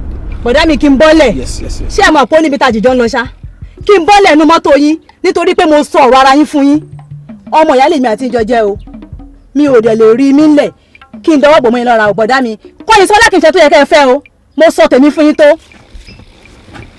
màá bọ́lẹ̀ nu mọ́tò yín but mo fẹ́ kẹ́ ẹ mọ̀ yí pé mi ò rí yín fín rí látijọ́ tèmi àti ìtìjọ wa o kò yẹ kó jẹ́ pé ọ̀rọ̀ ìyàwó yín ló máa dàárín mi àti yín rú bọ̀dá mi Kọ́yìnsọ́lá kì í ṣe ẹni tẹ́ máa fẹ́ tẹ́ bá ní bọ́lẹ̀ máa bọ́lẹ̀.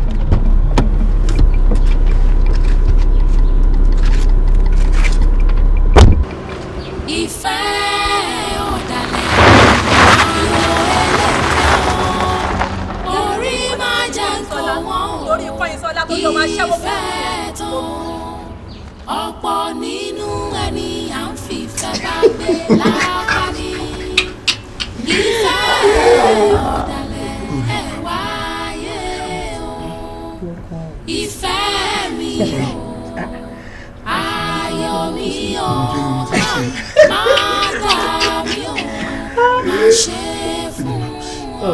ṣé wàá jẹ́ lè pọ̀ sí ẹ̀. mo ti sọ́dọ̀ pọ̀ sí mi báyìí èyí báyìí ti lè bọ̀ sí mi. o lè ní ẹ o lè bàbá kì í.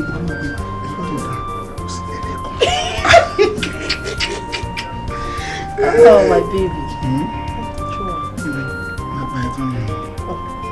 Ọ̀yà ni ẹ̀ ń bẹ́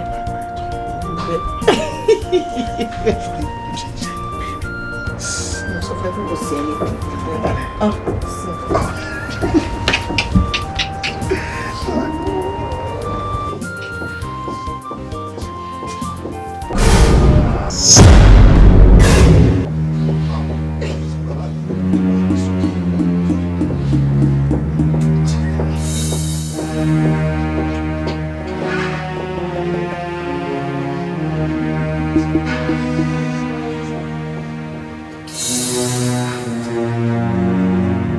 ìfẹ́ ọ̀dàlẹ̀ ayọ̀ ẹlẹ́kẹ́ o orí má jẹ́ kó wọ́n o ìfẹ́ tán ọ̀pọ̀ nínú ẹni à ń fìfẹ́ bá gbé lápá ní ìfẹ́ ọ̀dàlẹ̀ ẹ̀ wáyé o ìfẹ́ mi o ayọ̀ mi o. Má dà mí o, má ṣe fún ọ. Ìfẹ́ ọ̀dàlẹ̀, ayọ̀ ẹlẹ́kẹ́ o. Orí má jẹ́ kó wọ́n o, ìfẹ́ tán. Ọ̀pọ̀ nínú ẹni à ń fìfẹ́ bá gbé lápá ní. Ìfẹ́ ọ̀dàlẹ̀ ẹ̀ wáyé. Ìfẹ́ mi. Kọ́yìn, àbọ̀ ti pé jáde ló pè mí yìí náà. Mo fẹ́ rí ẹni náà, ṣé mo lè gbé ẹni tàbí àwọn mi? Anyway, mo ní good news fún ẹ. Good news? Yes. Gbọ́ náà. Yeah, I guess. Kọ́yìn ẹ̀ kò tí mọ̀ mí náà pé you like my guess. Nǹkan tó bá ṣẹlẹ̀ sọ kí n gbọ́. Okay. Akin, mo ti lóyún.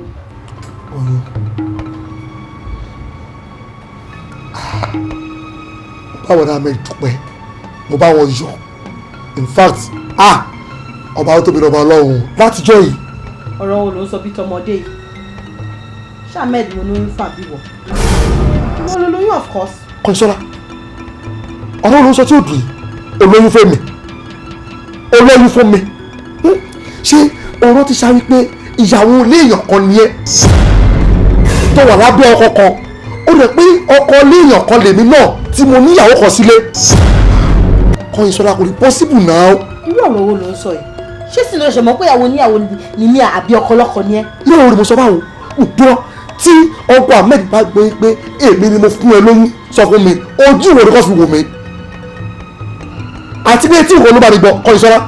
anyway sórí area ọ̀tọ̀kọ mi yẹn fi area yẹn lẹ̀ màá resolve ẹ̀ tó bá ti dé stage yẹn. ó kọrin sórí ọ̀rọ̀ tó wà lẹ́yìn máyì ká fagun máyì ká fi àmì fagun sí ara àtọ́ abẹ́ta kọrin kò wá ọgbọ́n dá sí òun yìí.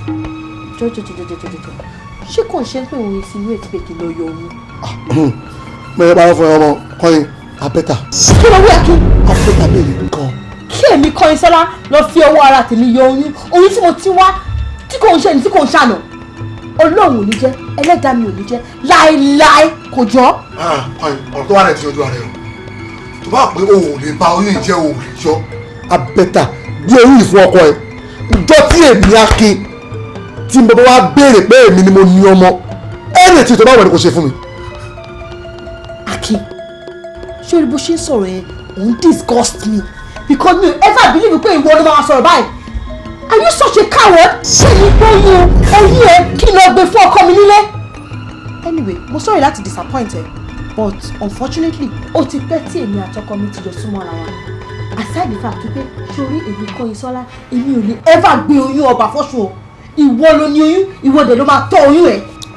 Obi Kọ́ńsọ́lá sórí ìyá ọmọ ò jẹ́ èmi o mo ti bí obìnrin àti pàápàá ẹlẹ́dàá mi ò fẹ́ ìyàwó méjì gẹ́gẹ́ bí àdéhùn tó wà láàrin mi àti ìyàwó mi yóò rẹ̀ ní ẹ̀fọ̀ lájẹ́ fẹ́ ìròbí le wo Kọ́ńsọ́lá problem solve àgbélébù ẹ̀ ni bó bá ṣe wù ẹ́ kò yẹ ṣe oyún ẹ̀ Akin ó pẹ́ o. Akin ṣé wọ́n wọ́n kàtọ́ mi ni.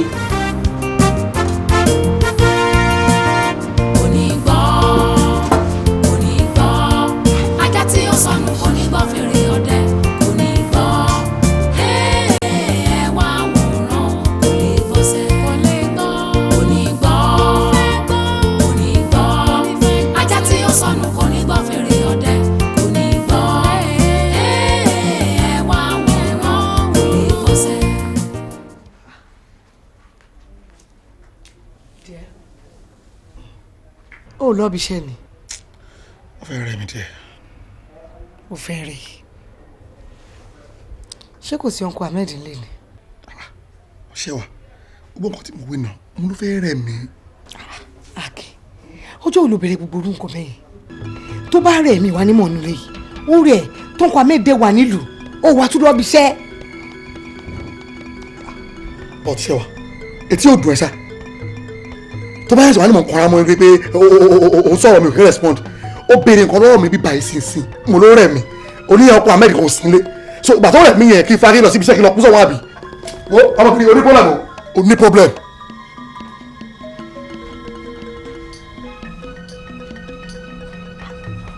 kí mo sọ ìyá fóun nílé bá sọ̀rọ̀. Bọ́dé mo wí fún ẹ Bọ́dé mo wí fún ẹ o lẹ́nu mi rún. Ibí ni mo jókòó sí tí mo ti ń sọ fún ẹ wọ́n tó bá ń bá ẹni sọ̀rọ̀ ó yẹ kó gbọ́ òun ni iye ọmọlúàbí níbí ni mo ti ń sọ fún ẹ tóní tó bá délẹ̀ kí n má dá sí olódẹ̀ ti délẹ̀ yìí fi mí lẹ̀ mi ò dẹ̀ ní dá sí. Bọ́dé o ò lè ṣe bẹ́ẹ̀ Bọ́dé mo wí kánú lọ wà ń bẹ̀ lánàá nígbà tí Kọ́nsọ́lá gbé ọ̀rọ̀ inú mi láyà àwọn mi àṣẹ ẹ Bọ́dé mo yẹn báyìí sọ yẹn látànà mi ò tí ì jẹun mi ò lè sùn mi ò lè mú Bọ́dé dọ́tọ̀rọ̀ Ọlọ́run ṣàánú mi mo ti ru ọ̀rọ̀ ìsọ̀tún mo ti rò tó sí mo rí pé ìwọ nìkan lẹ́yìn tí mo lè fọ̀rọ̀ yìí lọ ṣàánú mi torí ti Ayọ̀mídé tó ń sọ kékeré báyìí ni mo rí sọ fún mi kí bọ̀dá mẹ́rin lọ gbọ́ pé mi mo fún ìyàwó àwọn lóyún lẹ́ni tó ń fún mi lóúnjẹ jẹ tó ń bọ́ mi tó ń bọ́ ẹbí mi tó ń bọ́ ìyàwó mi sọ pé tí wọn bá pa mí ẹ kí n lọ para mi fúnra mi ni. Akin níbí ni mo ti bí ẹ tó ní wọ́n trust ẹ tí mo dẹ̀ sọ fún ẹ lọ́jọ́ òun bí pé tí wọ́n bá gbà ẹ mú kọ́ kí ló máa ṣẹlẹ̀ tó dẹ̀ ní kò sí nǹkan tó máa ṣẹlẹ̀ pé tó bá wá délẹ̀ kó máa ràn ó dẹ̀ ti délẹ̀ dẹ̀ máa ràn. Bọ́dé ìwọ ló ṣàkíyèsí mi bóyá mo ti yó gbà tí mo sọ̀rọ̀ ọ̀pọ̀ tí bá ti yó máa sọ̀rọ̀ anyhow ni mi ilé ẹ̀kọ́ tó lára mi bóyá mo ti yó Bọ́dé ṣàánú mi tó lọ jọ. mo dẹ̀ wí fún ẹ tó ṣe máa fi ẹlẹ́ fún gbogbo wa láàyè ni ọ̀dà ọgbọ́n àti àmàdá sí. ṣe létí àwa.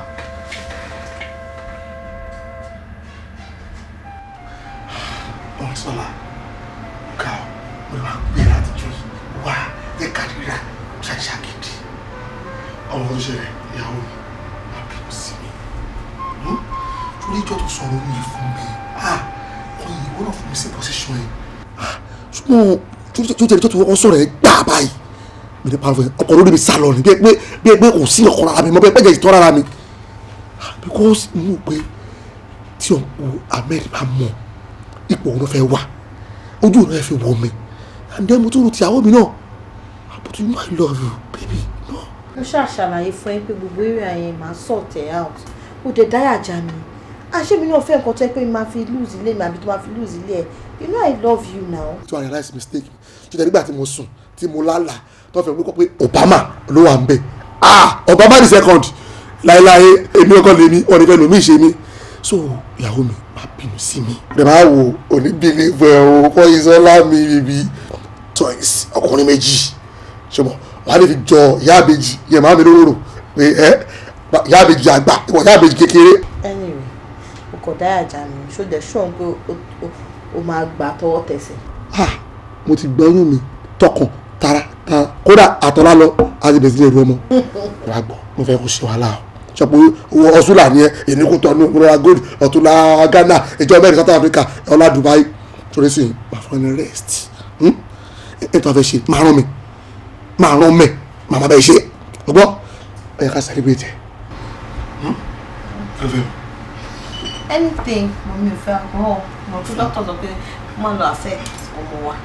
ọ̀tọ̀ ọ̀nẹ́rẹ̀ ṣùgbọ́n a bá ti celebrate nígbà kọ́ìn ṣàmọ̀ a máa kó sórí Wembley ọ̀yọ́ kò jẹ́rìí lọ́jọ́ 1 minute 1 minute. Akin ló máa dúpẹ́ orí tí ẹ ti ń bà mí.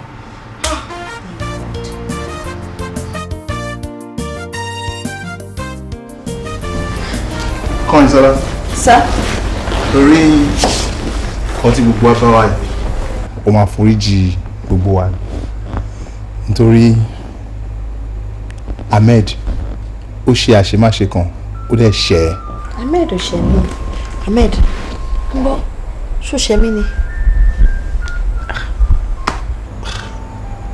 kò lè dáhùn question tó béèrè yẹn torí pé Ahmed ti fún yàn lóyún ẹni ẹ̀dẹ̀ sì bímọ sórí obìnrin tó ń wò àtọmọ ẹ̀ ọmọ tó yẹ Ahmed bí nìyẹn àbí àfa. oyin kan àdúgbò lọ́dọ̀ Ọlọ́run gbogbo tó ti ṣẹlẹ̀ yìí dáadáa náà ni ṣùgbọ́n ìgbàgbọ́ tèmi ni pé orí ọmọ ní pọmọ wáyé agbára Ọlọ́run wọn insha Allah ọba tó pèsè tẹmọdé yìí ó pèsè tẹnu ní pápá òní pasálọ̀dẹ̀ Abdulhamid ṣe jẹ́ nù.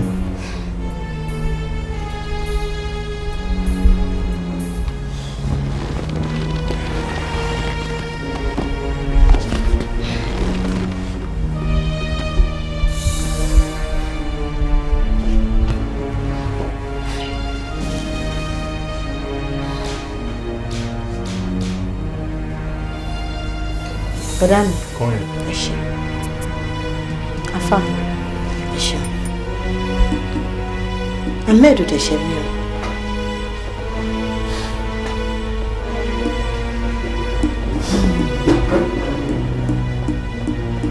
Mo dúpẹ́ f'Ọlọ́run. Ká ní pé situation ọ̀tọ̀ lẹ fi wọnú ilé yìí, nǹkan tá à ń sọ ìkọlà àbá máa wí. Àmọ́ mo dúpẹ́ f'Ọlọ́run nítorí pé tèmi náà ò já sásán. Èmi tẹ̀ ń wò bí mo ti lóyún oṣù 3. àbí. alhamdulilayi alhamdulilayi rabbil alamin. sẹ́ni pé ẹnu mi rí náà èmi tí mo sọ pé orí ọmọ ní pọmọ wáyé tèmi ò sí ìgbélé tẹ́lẹ̀ masha Allah láyọ̀ lọ sọ. Èmi náà ṣe àṣemáṣe nítorí pé oyún tó wà nínú mi kò kí n ṣe ti Ahmed. ń bọ̀ ń bá gbọ́ ọ yí dáadáa Abdulhamid kọ́ ló lóyún. Afa Ahmed kọ́ ló ní oyún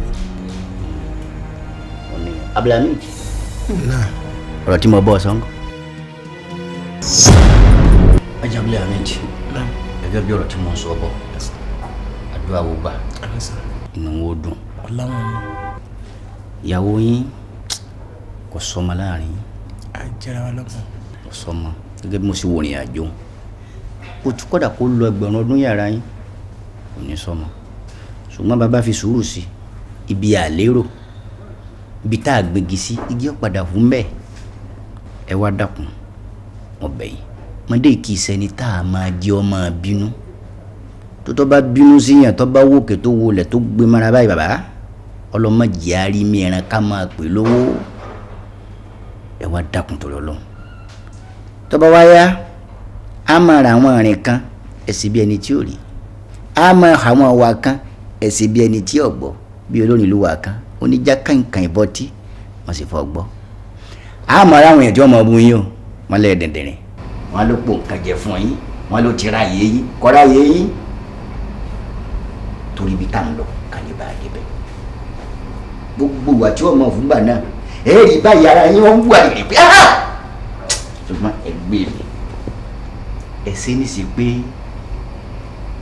inú lọ́wọ́ máa ń gbé ṣùgbọ́n mímọ̀ pé masha Allah bi qudratillah adùn ni ó gbẹ̀yìn wò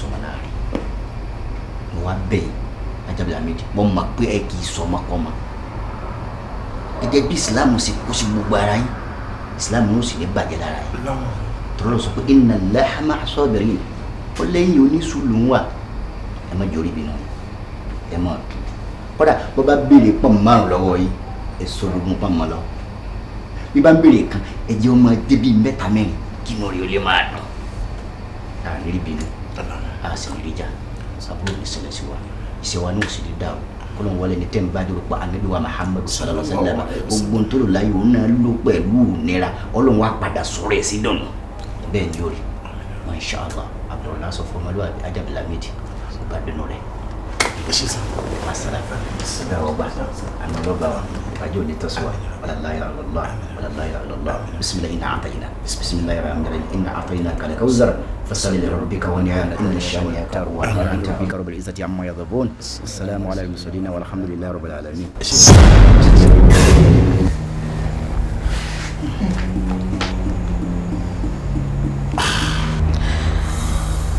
ẹ wo èmi náà ti ń ríra mi bí àjèjì nínú ilé yìí Ahmed Òṣèmí mi ò fẹ́ gbé ọmọ ọba fọ́sùn àmọ́ mi ò mọ bí mo ṣe máa gbé ọ̀rọ̀ ìkalẹ̀ fún ọkọ mi nítorí wípé ọmọkùnrin yìí kò fi ọjọ́ kan bà mí nínú jẹ́ rí gbogbo nǹkan tó máa ń mú inú mi dùn ló máa ń wá ní gbogbo ìgbà àmọ́ ìgbà tẹ́yìn náà gbérò ọ̀rọ̀ báyìí kalẹ̀ òun ò lè jẹ́ kí èmi náà seize opportunity láti sọ. HM, this is going to be the last time I'm going to call you that. Mo yọ́nú sí ẹ tọkàntọkàn kò bá lè mọ̀ wípé mi ò bínú sí ẹ òrùka ìgbéyàwó rẹ tó bá di ọ̀la máa lọ file fún divorce. Go and file for divorce.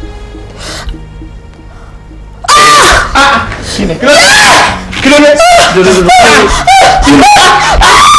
Ahmed,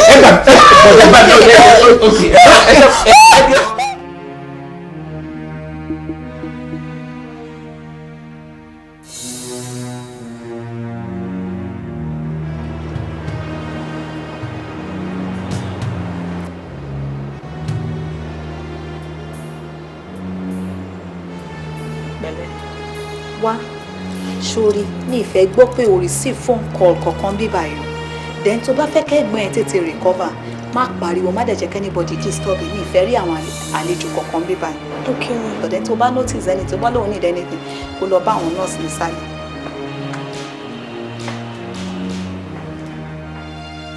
Dr. Ṣèkò kò tọ́jú mo kàn ní find out látọ̀dọ̀ yìí ni ṣé nǹkan kan affect oyún inú mi ṣá. Mrs. Anifowose, I am highly disappointed in you. Me understand you, bẹ́ẹ̀ ni, because this is the same you tẹ́ ń wá bíbá ìgbà ìtẹ́ máa sọkún ẹ̀fẹ́ ọmọ this that pé kọ́lọ́run fún yín lóyún ẹ béèrè nǹkan lọ́wọ́ Ọlọ́run á tún fún yín tán ẹ tún á máa dá Ọlọ́run lẹ́bi ẹ wá lóyún tán ẹ wá lọ́ọ́ mu oògùn olóró. Oògùn olóró. Yes.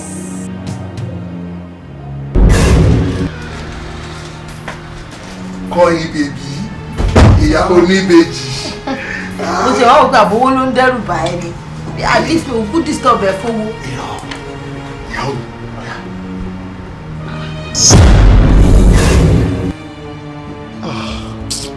ó ṣàmọ̀ràn àwọn orílẹ̀-èdè wa ń kó sí báyìí mo bá ń bẹ̀rẹ̀ sí ló ń kunjú tó ń pẹnu iṣẹ́ mi ni kò wá ṣe mí pọ́pùnrin náà wà ní kò jẹ́ mi ọ̀rọ̀ ọmọ sí lọ́sùn mi àti iṣẹ́ mi ni kò wá ṣe ọkọ̀ ọlọ́kọ̀ náà máa ń ojúmọ́ bẹ́ẹ̀ ló jẹ́ kí wọ́n tí kò yí bá mú ẹ tí ẹ bàjẹ́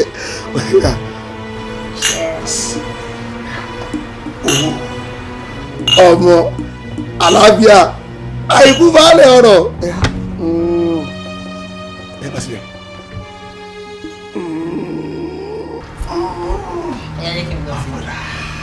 ẹ̀yin méjì rẹ̀ bu ẹ̀kọ́ àbọ̀ sí ṣìtì ìyẹn bí nìkan mọ̀ ń belé tí ẹ̀kọ́ mi máa fi bóyá mo kà mo ń bì ya iṣẹ́ bẹ̀rẹ̀.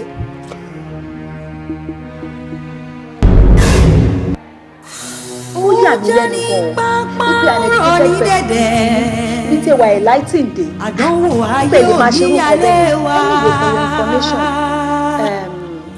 ìdùnnú òwúrọ̀ ìbànújẹ́ ọ̀sán possibility pé máa bímọ. Olúwa máa fi sí ìgbésí ayé wa. àwọn àgbàlagbà sọ̀rọ̀ wọ́n ní ilé ayé padà ó dilé irọ́. irú kìlẹ̀ yìí ìgbà tí yí padà ó di ìgbà. wọ́n ilé ayé fẹ́ parẹ́ ẹnìkan ò fura àtúbọ̀tán ayé ń bọ̀ ẹnìkan ò mọ̀ àwọn alóbìnrin lọkọ̀ dàbí láyé ṣé ayé ń yí lóòótọ́ tàbá wò dáadáa everybody ti mọ̀ pé east ni òòrùn máa ti yọ ó dẹ̀ máa padà wọlé sí west ni so ọ̀nà tó fi ń yí dà bá jẹ́ pé bí òòrùn tó yọ east lẹ́ni tó bá di next year north ló máa ti jáde gbogbo tí mo sọ ìwà máa rí bíbá ó dàbí òwe lójú ẹ kò dá ń ṣe òwe nítorí pé mo mọ̀ pé ó ti yí ẹ nígbà tí wọ́n pẹ̀lú Kọ́ńsọ́lá tẹ́jọ wà ní school ẹ lè jọ sí whatever she understand tó pẹ́lẹ́ ayé láti bá o understand. ṣùgbọ́n gbà tó ti fẹ́ ọkọ tó dẹ̀ yẹ pé o tún wá rí pé abẹ́ ọkọ yìí náà màá lọ́lọ́run ti ń pèsè jíjẹ mímu fún ẹ ó yẹ kó ẹ ti fìgbà gbé sí gbogbo nǹkan tẹ́ ṣe ń gbà yẹn. but ọkọ ahmed ọ̀rọ̀ tẹ́ ẹ̀ sọ yóò yé mi because nígbà táwọn kò sí ọ̀kan láàrin mi àti kan yìí in fact yàtọ̀ sí pé ọ̀rẹ́ nìkan ló wà láàrin wa. gbogbo nǹkan tí mò ń sọ yìí ó yẹ o kàn pretend fún mi ni. ọkùnrin ahmed kò kọ́ tẹ̀sán òye mi o torí tí bá ló yé mi irọ́ ni mo pa. next 16th of May.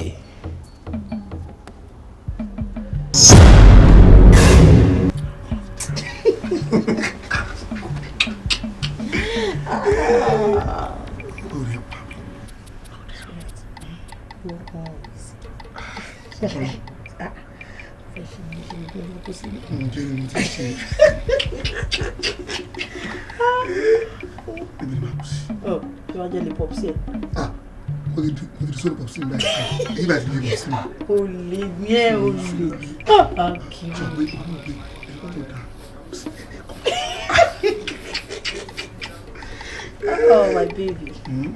Sure. My baby. Oh, yeah, yeah, baby.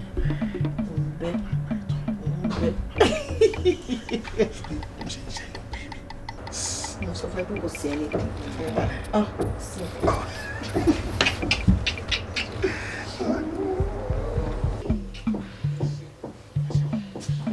Sí.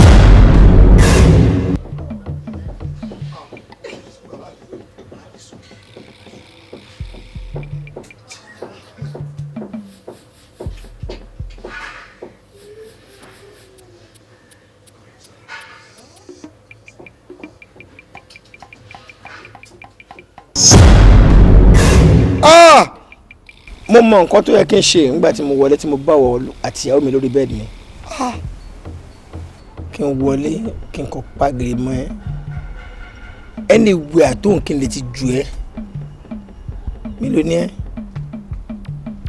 ó máa wálẹ̀ ní tí ò bá rí sọ́ọ̀sì tọ́ lọ́jọ́ ọ̀ká tí wọ́n sọ pé ó dáa mo gbogbo mọ́lẹ̀ báyìí kí n ti bọ́ ẹ lọ́rùn gbogbo tí bá ṣe wà láì mo ṣe gbé ni the worst ṣe ọlọ́pàá máa at the court káwọn tí ó máa jẹ̀bi nínú àwọn méjì àbí wọ́n mọ̀ pé tó bá ju náà lè ju nínú ni. but instead of doing that o kò fi ń lẹ̀ pẹ̀lú kádàrá yìí ni at the end of the day kí lè drive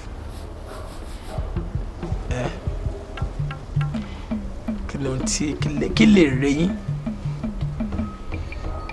ìgbà tó lọ́ọ́ máa wá ṣe báyìí o mọ̀ ẹ́ pé èèyàn tó bá ń ṣe àdúrà tó ń sọ pé idina strata de mustakima tó ń fa ní gbogbo ìgbà ọlọ́run bá nìkan ni òun nìkan náà ló lè fi yàn mọ̀nà ló dé báyàn tó ìgbésí ilé ayé ìdá nígbà tá a bá jáwọ́ láti yé máa pọ̀ ọlọ́run máa fi solution sí ọ̀rọ̀ ilé ayé èèyàn tó máa padà tí ohun tó dí máa padà rojú ẹni tó jẹ́ kí n mọ̀ ẹ́ ò sí pẹ̀lú mi mọ́ níwọ̀n bá àgbà tí onílé bá dẹ̀ ti jáde kí lálejò dúró mú nínú ilé ọ̀rọ̀ yẹn dàbí ọ̀rọ̀ abiyamọ tó ń rọbí lọ́wọ́ tó bí ọmọ tí bí dúró sàn kí ló ń dúró mú ibẹ̀ kì í ṣe lé ibi máa jáde wọn lọ sín ni. in this case mo ń fi àsìkò yìí sọ fún ẹ níwọ̀n bá gbà tí o ti sí èmi àti Kọ́yìnsọ́lá mọ́ mo mọ ìjájà jù yín lọ́gàn mo lè wo yan pa ọlọ́wọ̀n ọlọ́jọ́ ìnìgbọ́ ìyẹn ò ní pé kí n ṣàbúrú sí kò ní kí n ṣe mo lè dákẹ́ báyìí kí n kọ́ máa wẹ̀ báyìí for 20 years mo lè má sọ̀rọ̀ ajá kan lóhun àṣẹmọ́mọ́ kan lóhun àmọ́ má bí wọn èyí tó jọ̀gà náà méjì àmọ́ tó bá yà náà ṣé òótọ́ ọ̀rọ̀ tí ìfojú ara ẹ̀ hàn báyìí sí oníkálukú ló máa jèrè iṣẹ́ ọwọ́ tiẹ̀ tá bá gbélé ayé ṣe onílé ti jáde kò sún tàlejò ní dúró mọ́ mi ò fẹ́ lágbègbè yìí mọ́ mi ò dẹ̀ fẹ́ níbi iṣẹ́ mi ọlọ́run tó ti ń wà pẹ̀lú ẹ̀bọ̀ kó tó pàdé mi ọlọ́run ò ní fi ẹ̀lẹ̀ wá ṣe tiẹ̀ síwájú. o lè wáyàn wá o bọ̀ mo kàn mọ́ pé compound mi nìkan ló dé ìwọ̀ fún ẹ fún àtọ́bá dó lójú títí wájú lémi gan mẹ́rin mi lágbára tí mo lè sá fún ẹ tó o bá ti sọdá gọ́tà ẹ̀ wá bá mi o ti yẹ ẹsẹ̀ so mo fẹ́ kó fún mi láàyè now you can get out of my compound.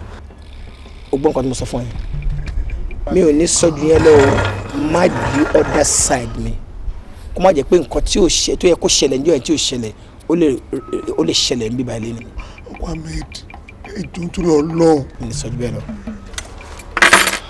Má sọ̀rọ̀, má sọ̀rọ̀, má fọ̀hùn ìtúrọ̀ ìtúrọ̀ ọlọ́run ṣàánú ẹ̀ dárí sí mi. ọ̀dà mi mo dá. Tí bá gbọ́ pẹ́kẹ́, má jiyàn, má ní o má gbìn kẹ̀ láyé. Ọ̀pá kan ò péjọ, àfi ká dàgì bò. Má sọ̀rọ̀, má sọ̀rọ̀, keep short, má fọ̀hùn. Ọ̀rọ̀ ọ̀dà mi mo dá, ọ̀rọ̀ ọ̀dà mi má jiyàn.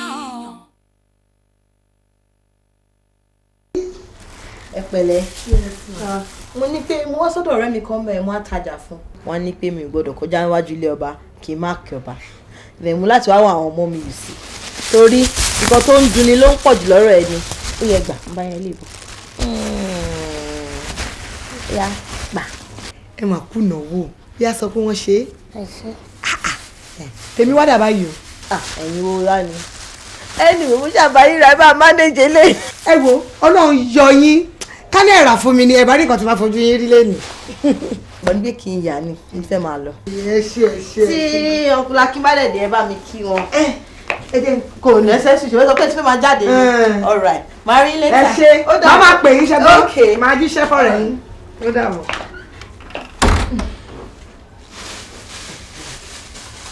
bí ẹ sáré jẹ kíní kíní tó jáde.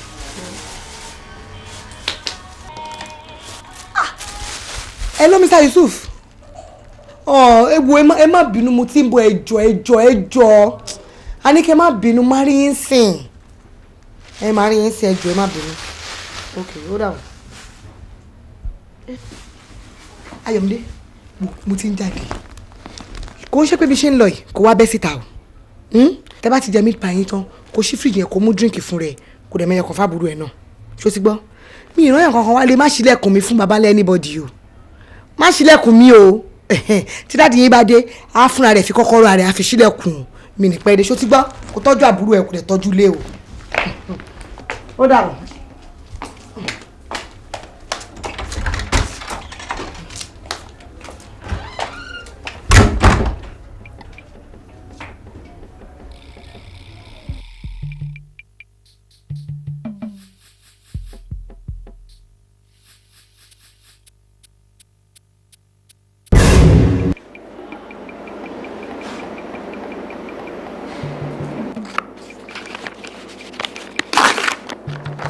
Túndé tó bá dé ta nísìn lọ bá àwọn nurses yẹn kó fún wọn wọ́n máa fún ẹ ní àwọn oògùn kan then tó bá délé make sure ipò làwọn oògùn yẹn okay it's for your own health.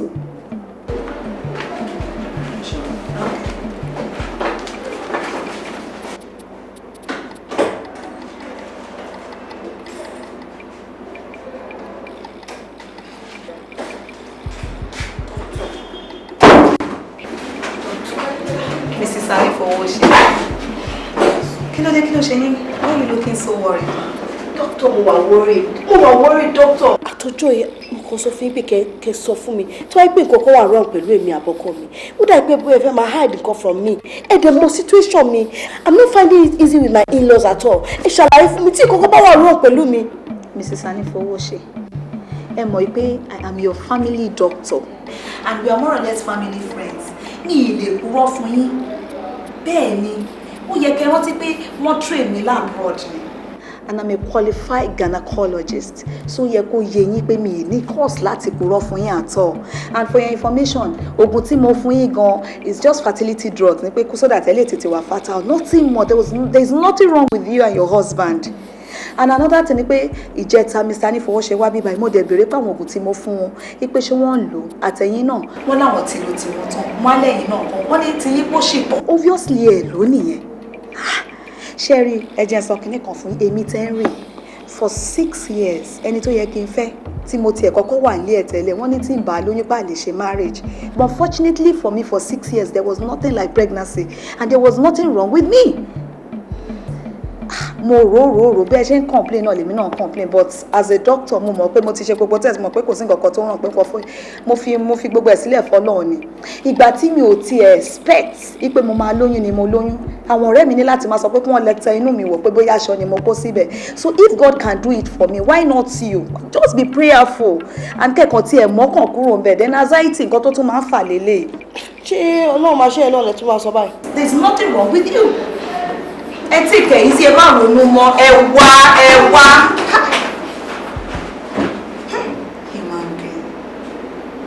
kó dé sí kọ̀ọ̀kan tó ṣe mú atọ́ka tí wọ́n wà òkè kí wọ́n máa ikọ̀ tí ẹ̀ mú ọkàn kúrò pé òun wà òun ó lóun á ṣe at the right time.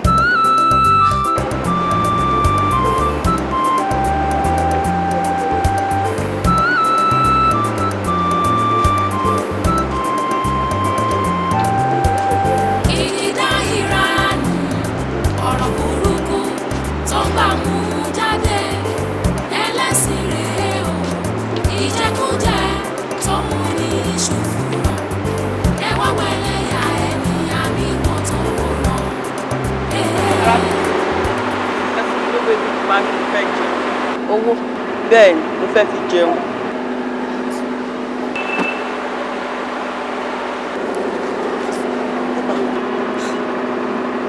arábìnrin di owó ẹ̀ mú kò ṣe ebi ò pa mí bẹ́ẹ̀ sì rèé ìyà ò jẹ mí. arábìnrin gbọ́ iṣẹ́ tí ọba mi Èdùmàrè ọba adẹ́dà tó rán mi sí ẹ má fipá wá ohunkóhun o má sì fi agídí gba ohunkóhun lọ́wọ́ ọba mi Èdùmàrè. arábìnrin tá a bá rí ohunkóhun tó yẹ kó o ti ní ṣùgbọ́n tó ì tí ì ní tó ń béèrè lọ́wọ́ ọba mi òkè má dá ọba mi òkè lẹ́jọ́ o torí pé kí ni òun ló mọ ìgbà àti àkókò tó yẹ kálukú. o tún wá gba ẹlẹ́ẹ̀kejì ẹ̀wẹ̀.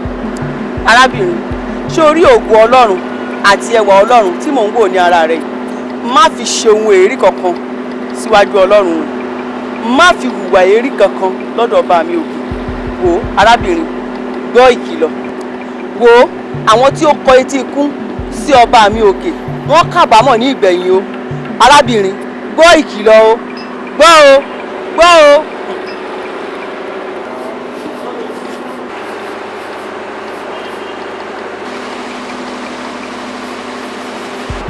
mama ẹ wá gbowó mama mama mama.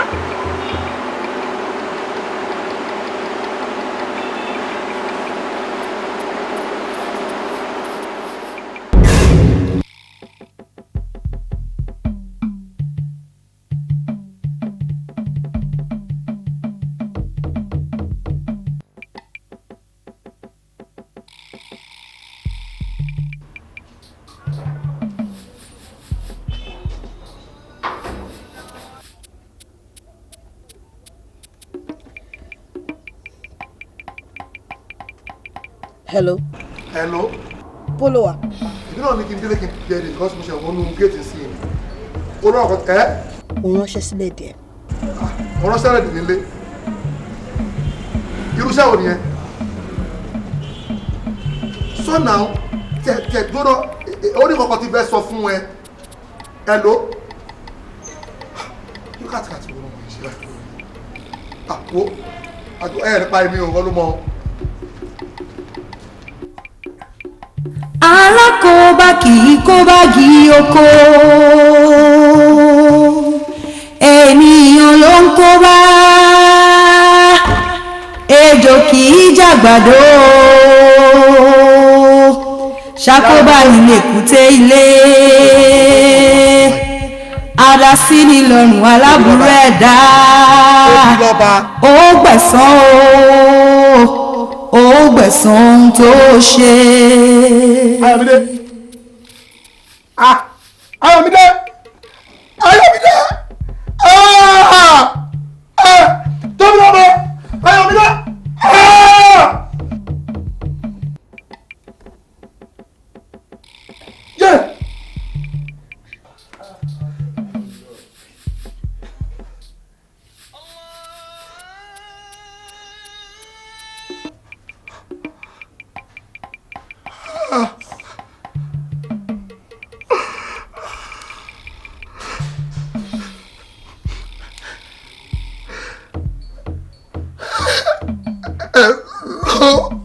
Hello. Àkó ìṣọ̀lá. Bẹ́ẹ̀ni sọ o. Akin, ìwọ bà ilé ayé mi jẹ́. O wá believe kò lè lọ scot free. Wo láàrin èmi àti ẹ, the battle line is strong. Ẹ̀mí ìwọ gógó òde. Orí mi ò jẹra bí o. Ọ̀tọ̀ ọ̀rọ̀ fún mi ò gbọ́ o. Àwí ìgbọ́ kó bá mi.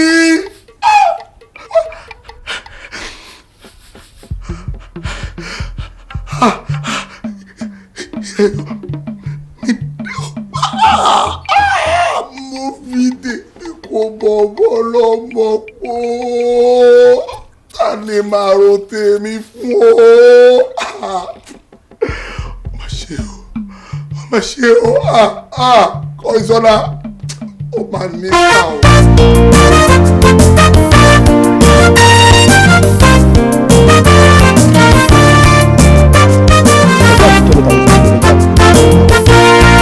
Jẹ́rìí ti fẹ́ jáde ò tẹ̀mí lọ́rùn o.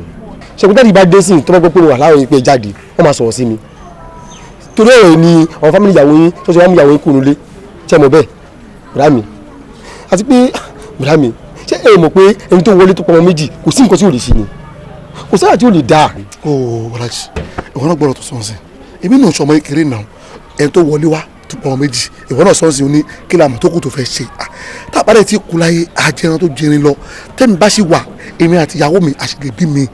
Sórí bó ṣe rí mi, ìwọ náà wò náà, á lè bí oṣù kan. Ó fà ìmọ̀ tí ń ṣe ẹ̀kọ́ géètì mi mọ́lé ń bí ẹ̀sọ́ mi dẹrùn àbájá tẹ́ ẹ̀ sínú lé mi ò jẹ́ ìjẹ́ kí n jáde. Nǹkan kí mi lọ́kàn rìn lọ ìsàlẹ̀ ń bì ni mò ń lọ ọmọkàn máa rìn lọ kí wọn kan tó ṣe ládùúgbò kí n lè wọlé padà. Àti sísè ìgbà mi tàn jẹnẹrétọ̀ ńlẹ̀ kí n padà wọlé kí n máa wo fíìmù ní ìlọsẹ̀ ní ìwé ẹ̀. Ó sáré mo ṣe múra. Mo gbọ́ ọ̀dà mi. Ibi tí mò ń lọ yìí tó wà pé wà importance ni kò yẹ kí n lọ. Bọ̀ torí ti yín bí mo ṣe ń lọ èmi ní pẹ́ dé. Tí wọ́n á fi dé kí n bá yín lé yín o. Èdè má kọjá àrántí yìí o bọ̀dá mi. Bọ́lájì ó ti bá mi lé má pẹ́ nígbà tó bá mi ra bọ̀ ìsàlẹ̀ mi mú lọ ó ṣe àbúrò rárá.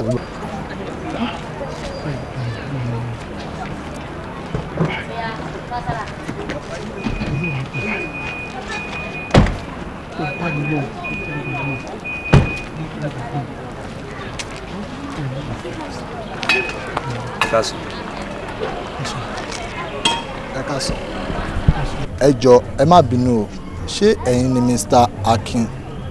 Akínlábí? Ṣé. Ok. Ǹjẹ́ mẹ́rin tó ń pè ní wọ́n Mrs. Kọ́yìnsọ́lá Ahmed Anífowóṣe. Ẹ ṣe máa ń ronú báyìí náà. Ẹ bèrè sẹ́nsẹ́ mi ní Akin kinní kan, mo ní kò ṣe mi, ẹ tó ṣe mo tún mọ̀ èèyàn kan. Ẹ wo, bóyá àdírẹ́sì kan fún yín, bóyá ṣe mistake. Èmi ò mú anybody, sọ̀rọ̀ yín sí. Ẹ jọ ilé pọ̀ sí other building, kẹ bèrè. Good day.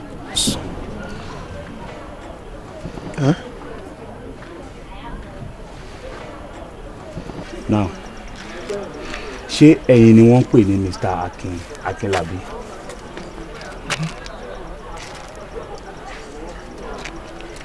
Ṣé ẹ̀yin ni wọ́n ń pè ní Mr. Akínlábí? ó wà ní orúkọ ẹ àbí ìwọ ló ń pè bẹ́ẹ̀. mo ń jẹ́ bẹ́ẹ̀ mo ń jẹ́ bẹ́ẹ̀. ṣé ọmọ ẹni tó ń jẹ́ Kọ́yìnsọ́lá. ẹ dá wọn lóhùn. mo mọ̀ wọn. kí lè yàn parọ́ fún tẹ́lẹ̀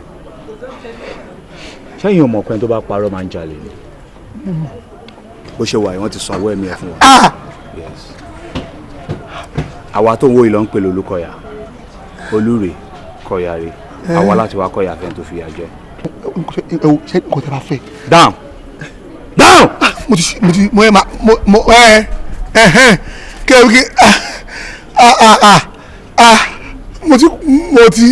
mo ti down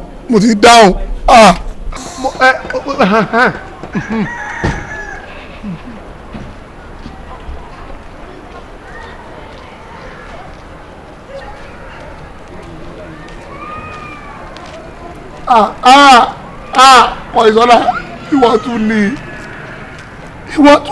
Kọ́yìnsọ́lá. Akin ìwọ pẹ̀lú gbogbo nǹkan tí mo ṣe fún ẹ after all I have done for you ìwọ tí mo mú láti ẹrọ̀fọ̀ tí mo fọ ẹ mọ́ tí mo sọ níyà mo wá gbẹ ẹ lẹ́yìn tán wọ́n fi gé èmi Kọ́yìnsọ́lá jẹ Akin. Kọ́yìnsọ́lá bàbá bá jẹ báyìí ọmọ méjì ti kú. ṣọ́ṣọ́ ìwọ ń sọ fún mi pé ọmọ méjì kú ìwọ ń sọ fún èmi wípé ọmọ méjì kú nígbà tí wọ́n pa mí lápasáyé tán o ò dẹ̀ bá ń gbélérù pẹ̀lẹ́ ìmọ̀.